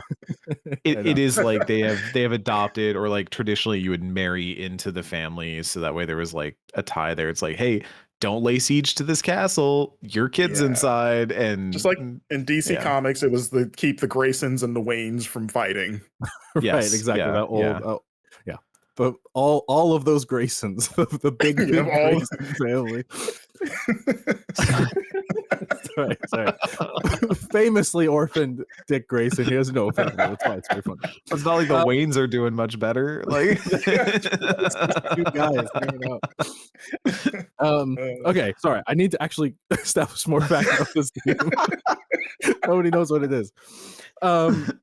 So she joins your side, and it's kind of there's a thing called the encroachment, which is basically this big creeping like crystal effect that is giving people this like deadly disease, crystallysis. It's making the monsters go crazy, and your nations need to unite to basically figure out what the issue is and go solve it. And that's kind of the core plot of the game.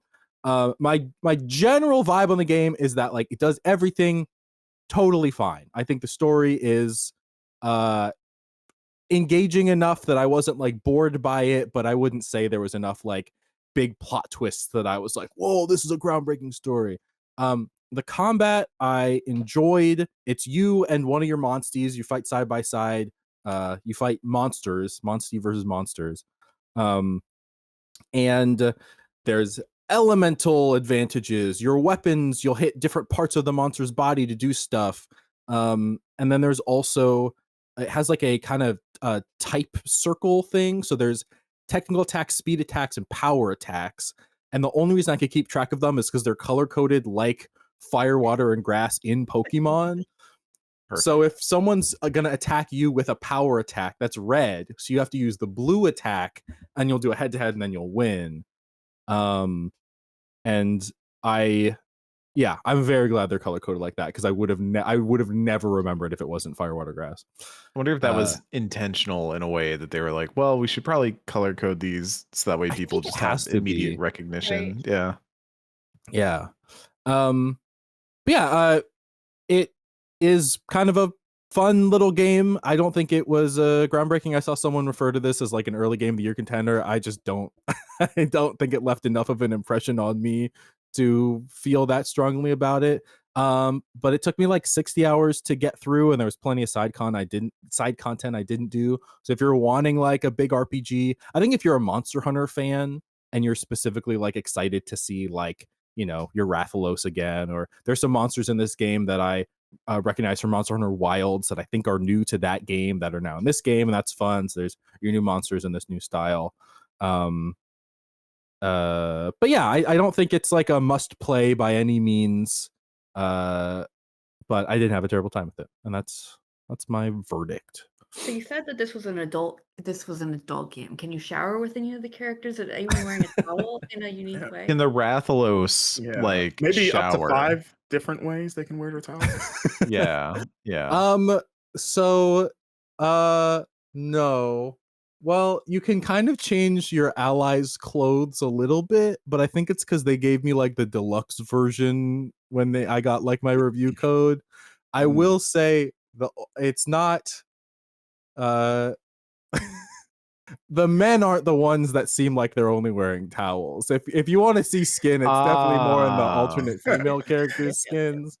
It is always one of those things where I'm like the alternate skin for this guy Gowl, he's like, scary guy. He's got like alternate dark colored skins. I'm like, that's cool. I'm like, what about Eleanor? Can she have like some cool alternate armor? And like all the options are like 2-piece armor, where I'm like, why? I don't know why we went to the 2-piece immediately. And I don't mind that exists. I just wanted like some cool other options, and instead it's just like, nope, you get. Anyways, no, it's not. There I would say there are probably some hot guys here if you're like into anime kind of style, but or the monsters. Showers. I was gonna say or the monsters. The monsties, I'm sorry. Thank you. Yeah, thank you so much. I assume we've got Rathalos, we've got Nargacuga, we've got Lagiacrus, we've got like some of the classic. Man, Capcom should do a visual novel dating sim, but they turn all the monsters into people. So like Cowards Rathalos is represented turn the as monsters into people. Well, no. It's like, what would a Rathalos look like as a hot guy? Where he's like, it's a we're human, an hour and 20 minutes deep on this podcast. Don't turn the monsters into people. Capcom, if you want some free money. What is that called? There's a word for that, right? The Japanese word. When you turn like an animal into a person, G? like, I don't know. I want to say it's a Japanese word that I don't know. So like making a mental note to like cut this if you say one of multiple words. Sorry. I just came absolute incorrect Japanese word. It's funny because I hate when they turn Pokemon into humanoid, but I'm all for this. I don't know what these monsters look like, but I think they should turn into humans. Yeah, that chicken from Wild, the one that you ride around, what would that look like as a hot guy? I want to say Gajinka. No recognition. I looked it up and it was a word that exists. Now the second link that came up is Gajinka Wiki for the Furry Encyclopedia, which makes me feel like I'm going in the right direction. But yeah, I mean, every monster has an armor set, and you put it on, so that is kind of like Oh, I guess on that note, my one pet peeve about this game, I mean, not one pet peeve. I have Eric's trying so hard not to. I'm gonna lose my mind. I'm pivoting slightly. I made my character. This game lets you put on glasses in the character creator, which I love because that's to me that's like my main facial defining characteristic. Is like if I have glasses, then I can identify as that character. Are you a self-insert character creator? Like, do you make characters that look like you? Do I, generally speaking, or in this game specifically? Yeah. Generally speaking, no, because I can't. I never get. There's never a hair texture that's close enough to mine, and it's usually like if you're doing any facial hair, I feel like I have a hard time getting this combo. Yeah, I know that feel. Yeah. This game though, I was like, oh, I can put on glasses and I can have like a little beard. There's no mustache, but it was like close enough that I was like, yeah, okay, this guy kind of looks like Charles. I remember in like Dragon's Dogma 2, you have to get like so far in the game to even find the glasses option, and I was always like, anyways, but my character was clearly a black guy. No debate about that. Both my parents were white, and it wasn't really addressed, and I don't know if it's like just the genes of the world. It's just like, I don't know. And there was a thing where at one point the king like puts me in charge of some military thing, and someone's like, oh, why are you so nervous to be in charge of it? And the guy's like, oh, he's worried that everyone's going to look at him and think of his mother, the traitor who betrayed the kingdom. And I was just like, I don't think anyone looks at me and thinks of this white lady. I've seen the two cutscenes. We have nothing else. And then also, has anyone told you how much you look like the traitor? Yeah, exactly. And then I was like, what? Did she cheat on the king with a black guy? And that's why I look like this? So that's why I'm the traitor? I don't know. And then also my hair texture. I can say so many things and I won't. as a kid, trying to keep this podcast on the rails. There's like a kid model, and no matter what your adult form looks like, the kid model has like a bolt cut. So I was just like, I have clearly curly hair on this black character. I don't know how we went from bowl cut at age 7 to like tight afro at age 19 or whatever. Well, I think it was the trauma of losing your mom that made your hair just go wild. Yeah. You know. Can I ask another question about this segment that was only supposed to be like 5 minutes? Yeah, that I keep trying to end and then having one more thing. So you have glasses. Yeah. Does anyone else in the story have glasses? Ooh. Because everything you've said so far implies to me like a high fantasy Fire Emblem Kingdom type thing. And all I can think is, where did you get the glasses from? Yeah. Like who prescribed the lenses? Like is Merlin running an optometry shop like down the street? Like how's he cutting the glass and making the frames? Like what's he doing? There is a guy that has goggles, but those aren't glasses. That's not glasses. The glasses are probably crafted from monsters too, like everything else in that world. Yeah, I'm trying to think of like the limits of the technology in this game, because there's like sand chips, that's a thing.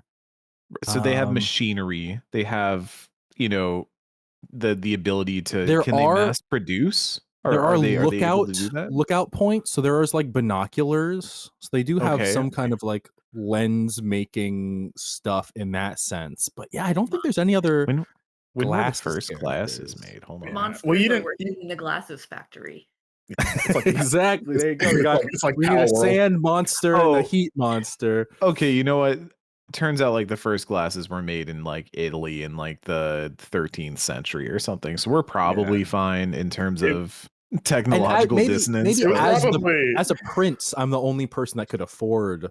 Yeah, that's messed up. It's actually, instead of a crown, you get glasses, and that's the sign of royalty. Yeah, there's a thing in the D&D in the player's handbook, which is also like high fantasy medieval stuff. There's like prices for all these like regular items, and it's like 1 gold piece, 2 gold piece. A potion of healing is like 50 gold pieces. A gold piece is like $10. Also, it's like a potion of healing is like $500. Like whoa. By far, I don't think anything goes over like 200 or 300 gold pieces. 1,000 gold pieces is a spyglass. They're like, we got to be realistic here. That's really hard to make with our technology that we have. It's going to be way more expensive than everything else. Can you not just do like wizard LASIK? Like, is that not a thing in D&D? Wizard LASIK. I don't know. Like you can't just have like a magic spell that's just like repair your eyes. Poof. Yeah. Well, I kind of like the idea that he's like above you with the wand and he's kind of like shooting the magic into your eye. It has to be really precise, even though it's magic. Yeah. Yeah, Nicole's doing it. Oh, I'm cured. I did it. This is my magic. I use this to fix people's eyes. There you go. Would have been nice to have that like a year and a half ago. It'd be sick. I mean, I haven't done it to myself, clearly. Yeah. You don't trust it that much. Marcus, what's it like to be able to see? Well, I do wear contacts, so. Oh, okay. Never mind. I'm in the same boat, but cooler. Yeah, you'll be there. You'll be there for a while. The other games all have contact lenses, which is why you don't see the glasses usually. Exactly. They figure that out. Anyways, if you want more detailed thoughts on Monster Hunter Stories 3 or more concrete things on anything, I don't talk about race or glasses at all in that piece. So this is really more of a supplementary discussion to that. But you can see that's live on the site right now. I give the game a 7.5 out of 10. I think that it's always the worst way to end a review, so I didn't write this in the text, but it's always a thing of like, if you like Monster Hunter and you like the other Monster Hunter Stories games, you'll probably have a fine time with this. but it's not. It Fans shouldn't of be the your genre. introduction to turn-based role-playing games or anything. Yeah. Cool. Well, speaking of reviews, Marcus, you after doing a cool preview trip to go visit the studio or just talk to the people that made the game. No, WWE headquarters, where they manufacture the wrestling. That's where wrestling comes from. There you go. Yeah, it's a factory. Mass produced. You are now done with your review, presumably, by the time this goes up, of WWE 2K26. How does it shape up against the past entries? Should I give Eric a heart attack and play another wrestling theme song to transition into the next segment? Yeah, I because think Eric has nothing had else. enough heart attacks in the past. Yeah, Nothing which one? else You want like in Stone this Cold Steve entire Austin, podcast. John Cena? What do you want? Oh, there it is. It's like if Toad covered it. You can't see me. My time is up. My time is now. Wow, you know the lyrics. Okay, I didn't expect that. No, you know, I'm kind of a fan. I'm gonna be as strong as him one day. Yeah, this game. Unfortunately, it's funny how much our reviews are kind of parallel, Charles, because I at the time of writing, I have not scored the game, but I have largely finished my review. It'll be up by the time you're listening to this, though. But where I'm hovering at right now is around like a 7.5. So the same score. I like wrestling. I generally enjoy the 2K games, even though there's a lot of criticism I have with them. I do still find fun with them. I know some people don't like the sim aspect of it, and I get it. But I do have, this is probably my least favorite since they came back. So a lot of the same modes are there. And again, like you said, Charles, it's hard to not just say like, hey, if you like those other games, you'll probably like this one. But that's even harder for like an annual franchise, like annual sports games. You're like, yeah, they did the thing again. What do you want? Still wrestling. It's like all the modes are there.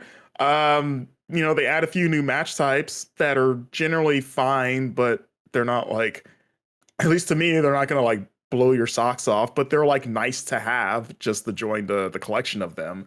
I will say the big thing kind of in terms of new stuff is like the ringside pass, which is their first foray into introducing a battle pass. So traditionally in these games, their sort of like monetization strategy has been to release these post-launch DLC packs where like, hey, here's a pack with a few wrestlers and some cosmetics and other things, and you can buy those a la carte, or if you buy either of the like 2 or 3 special editions, you'll just have like instant access to it, and those packs drop throughout the year. On one hand, when you kind of like look at those two, there's not much different because you're still paying extra money for post content, which is like not new in games, and I don't think there's anything inherently wrong with it. And even with this battle pass, from what I've played from it, I think if you have like strong feelings about battle passes either way, I think you kind of know where you stand with this game, regardless of what this game does. I will say, to their credit, what I do like about theirs is, one, none of the rewards expire, so there's no like none of that toxic FOMO of like, I need to log in now because Booker T is gonna disappear in 2 days. They don't do that. Everything is always there all the time. So I do like that. And I do think like there's been some updates during the review period where they've kind of tweaked the sort of like progression of like how long it takes. But even before the tweaks, and maybe I'm saying, and I'm coming to this with a little bit of naivete. I don't know if that's the word I want to use, but I don't play multiplayer games generally. It's not really my thing. So I don't really deal with battle passes just in my daily life. Like, and even the ones when I do log into them, I never buy any because I don't play enough to be like, to feel enticed to pay for a premium tier. Like usually the free tier is about as much engagement as I'm going to put into the game probably anyway. So I'm generally pretty neutral on battle passes because I've never had a reason to hate them or love them either way, I guess. I will say for this game, I do think there's some negative sort of like side effects that affect the other modes because of the ringside pass being present. I think mainly My Rise, which is like the story driven mode. So My Rise, it's usually like 2 campaigns. You create your own male or female wrestler, or in this game, as they like to call them, wrestlies. But what? No, they don't. You made that up, right?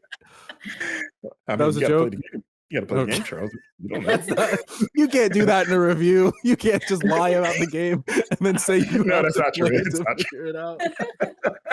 God, okay. I was No, gonna it's crash not. out if they were actually I called really wish wrestlers. that was true. Like, I really, God. really wish that was true. I mean, I guess If you could call only. it that if you want, but Wrestlies. but in the previous games, it was the same structure. Like you play, it's like a original storyline. You're talking to wrestlers that are voiced by the actual wrestlers, and you're like hanging out backstage. And usually those initiate matches in the ring, and then cinematics moments happen, like cutscenes, and it's choice driven. So depending on how you respond, you can make yourself a good guy wrestler or a bad guy wrestler. And generally, they're like always corny and cheesy and dumb, but also wrestling can be corny and cheesy and dumb. So it kind of lines up. And it's, if you enjoy like dumb fun, then I still get a kick out of them, even while acknowledging how silly the stories are. But in this case, they changed the structure where now, instead of just playing kind of like constant story moments, in between the big story milestones, you now have to play a bunch of random matches in a row to fill up a star quota. Because every time in the game, when you complete a match, you get a star rating, which is sort of like a real life thing from like wrestling journalists or critics that will assign star ratings to matches. Like, oh, that was a 5-star match. They kind of have that built into the game. That's been a thing for like ever. But now they're using it in My Rise, where if you like, you have to wrestle a bunch of matches, and then if you want to unlock the next story thing, you have to have 12 stars across how many ever matches. So it'll be like, oh, I wrestled this guy. Oh, that was a 2-star match. So I need 10 more stars across how many ever matches to get to the next thing. And it sucks. It creates such a grind now to get to the next like plot milestone.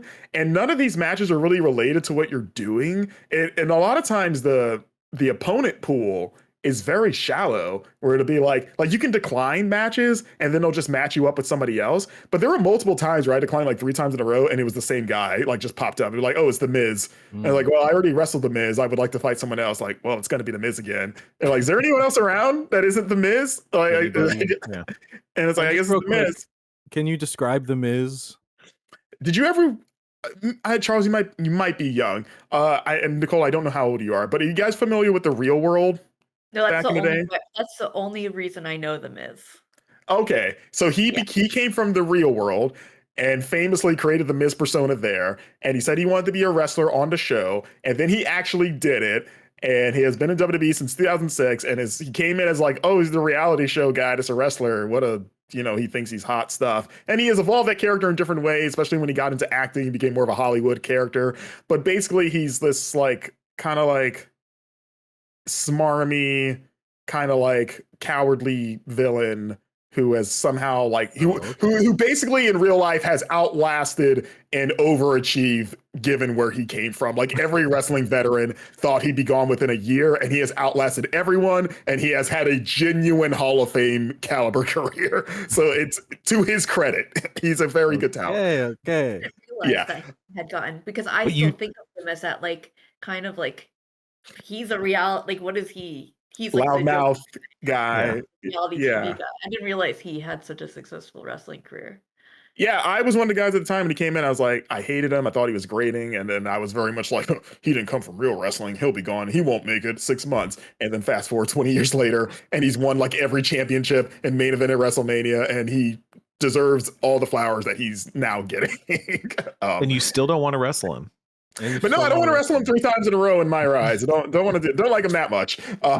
So yeah, and I don't know this for sure, but I suspect the reason that they changed the structure is because of the ringside pass, because you earn experience points in the ringside pass for doing pretty much anything in the game, like engaging with any mode, but you get more points for winning matches. So I think they wanted you to use My Rise as a way to gain experience to fuel the battle pass. So it's like, if we give you a bunch of random matches that you're probably going to win, this will make you unlock more rewards, which on one hand is kind of admirable of like, oh, you're giving me more ways to unlock your rewards, but also you're doing it in a way that sucks, and it just completely derails the pacing of this usually pretty brisk and like to the point story mode. And I almost wonder if it's like, I'm not insane because I don't always retain these story modes each year because they're not memorable generally, but I even fired up I usually fire up the previous year's games when I'm doing the review of the new one just to compare things, because sometimes they're so similar that I have to remind myself, like, was this in last year's game?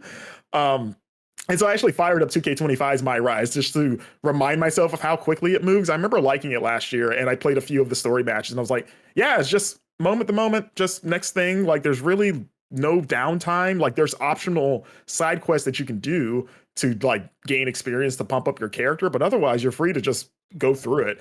And none of that's here. And so it's my least favorite My Rise in a while. The other big thing is the showcase mode, which is sort of like, it's always, it's like a playable documentary more or less that usually centers on the cover star. So this year it's CM Punk. And it's like half of a historical sort of retrospective where he's, you know, they've shot all these vignettes with him where he's introducing each match. And he's like, yeah, I wrestled this guy in 2008 at SummerSlam. Man, what a crazy match. Let's play that.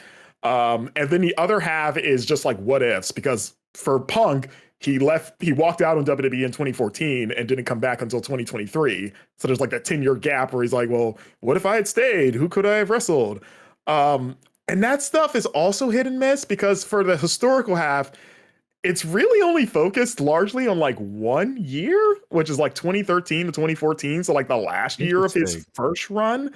Yeah. And I think if you're a Punk fan, you want as much of like a wide breadth, because he came into WWE in 2006. So he had like a long run in his first time.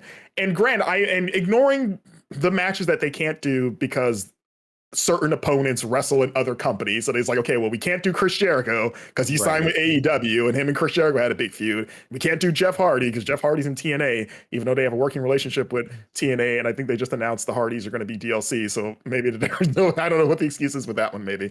But anyways, those are fine. That happens every year with Showcase. But even still, there's just so much of his career that is either touched on in the little videos or just isn't really mentioned. So like if you wanted the ECW run of CM Punk, you don't get to play any of that. If you wanted the straight edge society era of Punk, which is one of my favorite eras of Punk, you don't get to play any of that stuff. Even maybe the biggest omission, if it is Money in the Bank 2011, famously one of his most famous matches, maybe his most famous match, where he beat John Cena. Famously, guys, short story, Punk was gonna leave WWE in 2011, cut a promo that we call the pipe bomb promo, where he basically broke the fourth wall and criticized WWE's creative, criticized Vince McMahon on live television. And it's kind of the thing that propelled him to superstardom, because everyone was like, he's just saying some wild stuff right now on TV. And then was going to walk out on WWE at Money in the Bank 2011, a pay-per-view that was in Chicago, which is his hometown. So everyone's 100% behind him. He's fighting John Cena, the biggest babyface. He was getting booed out of the building. And he threatened like, hey, if I win this title, I'm going to leave the company with the title. I'm going to walk out with this and you're going to not have a champion. And he won. Wow. And then he came back like a few weeks later. But it was a huge thing at the time. Oh my God. He didn't even stay for months out of it. You know. That segues into something I was going to ask about this, which is like, I don't even know wrestling super well, but I know that CM Punk for years was kind of that person who was speaking out about things, was going on podcasts and talking about things that were happening in the WWE. Like, he has been a vocal person about like the way that company conducts business. And I wonder, like, how much of that do you feel like this is still a WWE branded game? And in the same way that like Madden doesn't really touch on a lot of the bad stuff that happens in football, like, is the WWE game avoiding a lot of the stuff that would paint them in a bad light? Well, no, because they had Money in the Bank, like the company worked with him on that storyline. Like, he didn't just go out there with a microphone and say what they wanted. Like, they knew he was going to do that. They just let him do it because Vince McMahon, for better or worse, he'll do whatever it takes to sell tickets. So even if it's him going out there and Punk literally saying that this company will be better off once he's dead, Vince was okay with that because he's a businessman.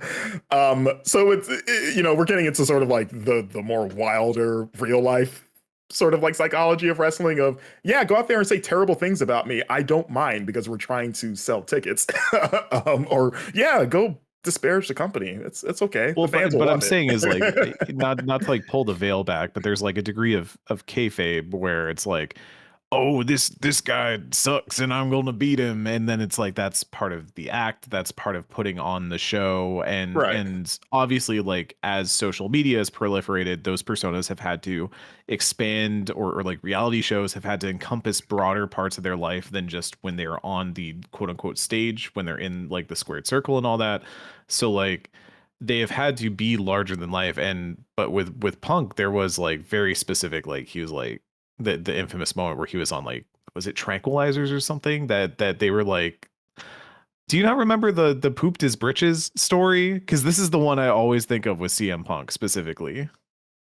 I think I do remember him mentioning in a podcast that he crapped himself in the ring, which is actually a pretty common thing. Like a lot of wrestlers be like, yeah, I took a fall so hard, I got slammed so hard that I pooped my pants in the ring a little bit. There's a podcast episode of CM so Punk hard. talking about this, but it was happening around the time that a lot of people were coming out about like the health ramifications of being a wrestler, and like how a lot of wrestlers were having to put up GoFundMe's to support themselves because of long-standing things that happened to them because of wrestling. And so that's what I'm saying is, like, does it feel like there's a glossing over of that, or does it more just feel like WWE is putting out a vision of CM Punk that is maybe their vision but not the vision that fans would want of CM Punk?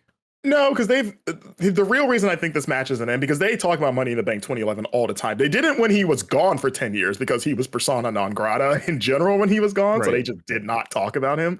But even when he was there the first time, and since he's come back, they'll be like, yeah, it's Money in the Bank 2011, one of his greatest matches. But I think the real reason it's not there is because Vince McMahon is involved in that match. And Vince McMahon is currently persona non grata in WWE for horrific reasons that you can look up on your own. But like, he is involved in the finish of that match because in storyline, he tries to stop Punk from winning and fails. So like, when I think about like, how do you recreate that match without the Vince run-in, I guess? And it's like, I think you could probably get around it because it's like, yeah, he's in the match, but he doesn't really get involved physically. He just kind of comes out and stands on the stage, but he also sends another guy named John Laurinaitis, who was also implicated in that same lawsuit, to try to do something. But he also was like nullified pretty quickly. So it's like, I think you could just do a version of that match without him and it wouldn't change things. But I think maybe they're just like, no, we don't even want to go near it because he is present in the match, which fair enough. But that's all to say, again, if you're a Punk fan and you expect, because everyone would think like, well, that match is going to be in there. That's like his defining match. And you're like, nah, it's not in there. So that the show, the historical side is kind of lacking. The dream match stuff, where it's just him fighting opponents that he's never wrestled, or like kind of like inserting himself in situations that involved other wrestlers, where it's like, oh, WrestleMania 30 was the Daniel Bryan show, but if I'd stayed, maybe I would have been Daniel Bryan. I would have wrestled Triple H in the opener and then inserted myself in the three-way main event. That stuff's fun, but it goes on for like a really long time, like a little too long, honestly. Where I was kind of like ready for it to be over. I do like that the matches don't have as many of the optional objectives anymore, where like, because you're playing at least the historical matches, they'll be like, hey, there's a point in this match where Punk hit a DDT, so if you hit a DDT when we tell you, you'll unlock a thing afterwards. There's like it feels like there's like half of that in these matches, so they're quicker to get through, but now there's just like more matches, so it's longer in a different way. But they also added for the first time, at least that I can remember, like an alternative version where instead of playing kind of like the timeline version, you can do like a gauntlet match where it's like, okay, like straight up, there's a video of Punk saying, listen, we all know not everyone has the time to get through this, but you want to get all the unlockables. So instead, you're going to compete in one gauntlet match where it's one after the other. It's you versus all 20 opponents that appear in Showcase, and you have to beat them one at a time, but you don't get your health is the same throughout, so it's just an endurance run. But it's like, if you manage to win this, you will unlock everything that Showcase offers. So you can do it two ways, which is kind of neat. It's hard, and best of luck to anyone that pulls it off. I tried it and lost within like match 5. But I like that as kind of like a fun little like endurance test. I like that a lot. I wish more games were just like, hey, you're only level 2, but here's the boss rush for the whole game. If you do this, you'll unlock the highest level spells. Good luck. The other big thing that I not a fan of is the island. So this was the mode that was introduced last year, and it's basically, if you played NBA 2K, like they've always had their version of this where I forget what they call it, like My Career, but it's the thing where you make your own custom player, or in this case, a custom wrestler, and they drop you in like a open hub with like, there's other characters online or people running around, and you basically just go around, do missions. But really what it is that it's like a digital shopping mall where they want you to spend the VC, the virtual currency, to be like, hey, you could buy cosmetics for your wrestler. Are there like real world ads there? There's real world brands, like you can buy Nike, you can buy Air Jordan, on top of just like the regular WWE stuff. So like there's like, in the open hub, like the center of it is just like store after store after store of these little clothing shops. And you can only buy everything in here with the VC, which you can earn in game, but it takes a while. And it's also, you have to spend VC to upgrade your character in this specific mode. So you have to ration your money basically to be like, well, do I want to make my character stronger so I can get through these matches? Or do I want to buy that shirt that looks really cool? And I said this last year in my review about this, and it stands now, where it's like, it's not fun to feel like I have to budget like potentially real money to be like, man, that's a cool outfit set, but I don't want to pay like $10, $15 to get like a full set of like shirt, sneakers, gear for my fake character when I could just make them stronger. And it also doesn't help that the missions in the mode are just not fun to play anyway. Like this year, they're doing a thing where you join one of 3 factions led by either Cody Rhodes, CM Punk, or Rhea Ripley. And they're all goofy and silly, like Rhea Ripley, who is like this goth looking chick in wrestling. She's like one of the most popular stars, but she has basically like a goth group. Punk has an anarchist group, and Cody Rhodes, who is like an all-American boy, has like the Order of Tradition. We're very upstanding citizens here. And you join one of them and you just play all these missions, but then you wind up interacting with the other groups anyway and doing missions with them. So you're going to get to experience all 3 of them in some fashion anyway. But a lot of times it's either just the regular wrestling matches against, like a story opponent, or they have these kind of like roguelike style towers where you compete in a tower and each group has their own like theme tower. And then you go down like a roguelike path of like, it's forks in the road. You get stops that are matches, and then there's some stops in the middle where it's like, hey, here's a health pickup, or here's an item. And that's kind of what are items in this game? So they're in the island specifically, you can equip the wrestlers with like basically like little power-ups or perks to help you during matches. Like, oh, this perk makes you lose stamina less often, or this one lets you do submissions better. It's like stuff like that. Is it like weapons ever? No, it's just no. There's plenty of those under the ring that you can pull out. I just didn't know if it was like with this one you spawn with a spiked bat. That'd be funny. Not that I've seen. Maybe it's in there, but it's usually more like, I guess, ability focused. But yeah, those just aren't that fun to get through. It's just kind of like, just feels like grinding. And so it's just like, and again, like just being in the island, like the island looks cool visually because it just looks like a giant WWE theme park. And there's a lot of like visual Easter eggs and references for like, if you're a hardcore wrestling fan, you'll see something and it's a lot of like inside jokes to just WWE's history. But once you get beyond the theme park aspect, you're like, yeah, this just feels like a digital shopping mall with a bad roguelike mode in there. I don't really want to mess around with this. So yeah. So it's a little bit better in the sense that they have voice acting this year, which last year they didn't, but it's still like, I played enough to get a sense of it and was like, yeah, I never really want to play this again.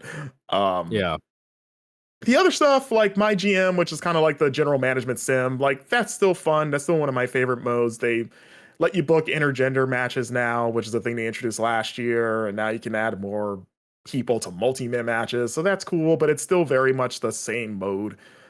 Same with My Universe, which is kind of like the living sim where it just simulates a WWE calendar schedule. So you can like run your own shows and stuff. I've never really been into that mode, but I know there's people that like love and really dig into that thing. Now you can do the WWE draft this year. I did it. And, it's pretty much the draft plays out the same way it does in my GM, honestly. So it's like, yeah, I guess it's cool. I guess again, I love your level of enthusiasm. Like, and I did it. I mean, a lot of times I participated in said activity. Yeah. I mean, when I review these when I review these games, like because there's so many modes, it's like not everything's going to be for you. And to their credit, if something's not for you, you don't have to engage with it. There's probably a one or two other modes that will, will find you'll find your time in. It's just that's not one of them. The one I is up there with the island in terms of like I never like this, and I don't think I'll ever like this. Is My Faction, which is the other VC heavy mode where it's like a digital card game where you buy card packs and you compete with players online, and that is also like very much like it's FUT. Is it FUT? What is FUT? FIFA Ultimate Team. I've never like I know what Ultimate Team is. You buy like packs, they have players in them, and you play with them in the thing, and you're trying to crack packs for better versions of players to then slot into your team to go play online or whatever.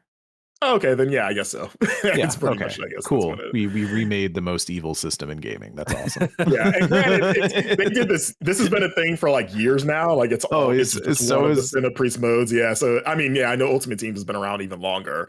Yeah, it's more just interesting to me that you're like, and there's this mode which also has ways to spend money, and there's this mode which also has ways to spend money, and this mode which also has ways to spend money. Yeah, and it's like, yeah, they give you free cards from like the battle pass and stuff, but it's really just to be like, you should take this cool card that you got into My Faction and put it to work. And also, like, on top of it just being a little nefarious, the card game's not fun. Like, as a TCG fan, I've never thought that the My Faction card game was fun. And that's good. It's like, it doesn't even have that going for it. So it's usually the mode I spend the least amount of, like, it's the elephant graveyard of those games for me, basically. And I'll check in and play an obligatory match and go like, yep, still not fun. All right, never see you next year, I guess.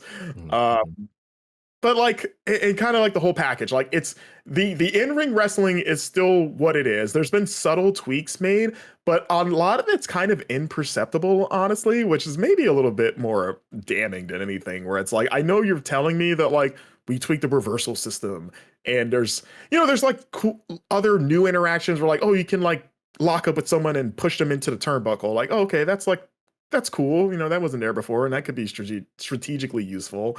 But everything else is like, not really. I know you're telling me it's here, but I don't really see it. I'm playing a lot of these matches. I feel like I'm not really having to adjust my muscle memory from these games. So I guess it doesn't ruin the game, whatever you did, but it also doesn't make it marginally better either, as far as I can tell. Yeah. So yeah, I'm kind of like, with Showcase and My Rise especially being not as great as previous years, and then the island feeling like okay, this is just here to stay now. I think like this is like the NBA 2Kification of this franchise now, I guess. Yeah. It's made it the weakest entry since they came back with 2K22. Again, if you like the in-ring stuff, like if you just want to focus on just like the wrestling, it's still like enjoyable if you already like that stuff. And the new little like additions, like the new weapons or whatever, will be fun. But everything else is just a step below the previous year. Dang. Well, there you go. I always feel bad because Nicole's joining us now, also doesn't know all that much about wrestling. And I feel like you always go through the whole thing, and I'm like, for your sake, I always want to be more invested. And then you finish a review, and I'm like, yeah, I don't want to play that game. It doesn't actually sound all that fun. I mean, maybe if I knew what it was, it might be fun, but it was, yeah. What would you say you're tapping out? I would say that. I would. And Marcus would be like, hey, and I'd be like, yeah. That's a thing. I mean, I guess it's an MMA thing too. It's not exclusively wrestling, but yeah.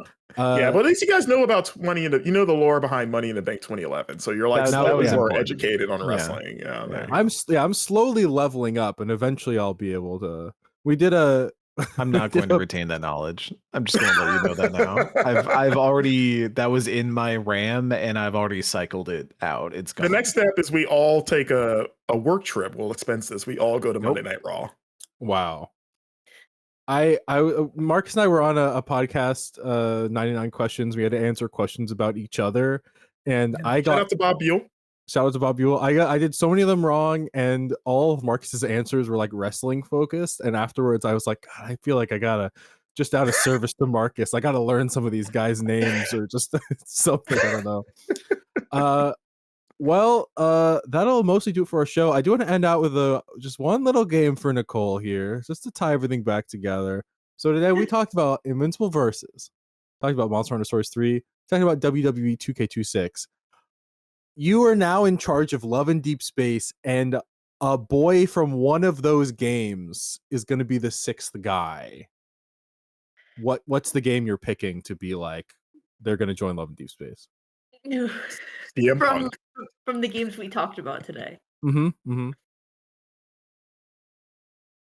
Well, the only man whose name I can remember from is CM Punk.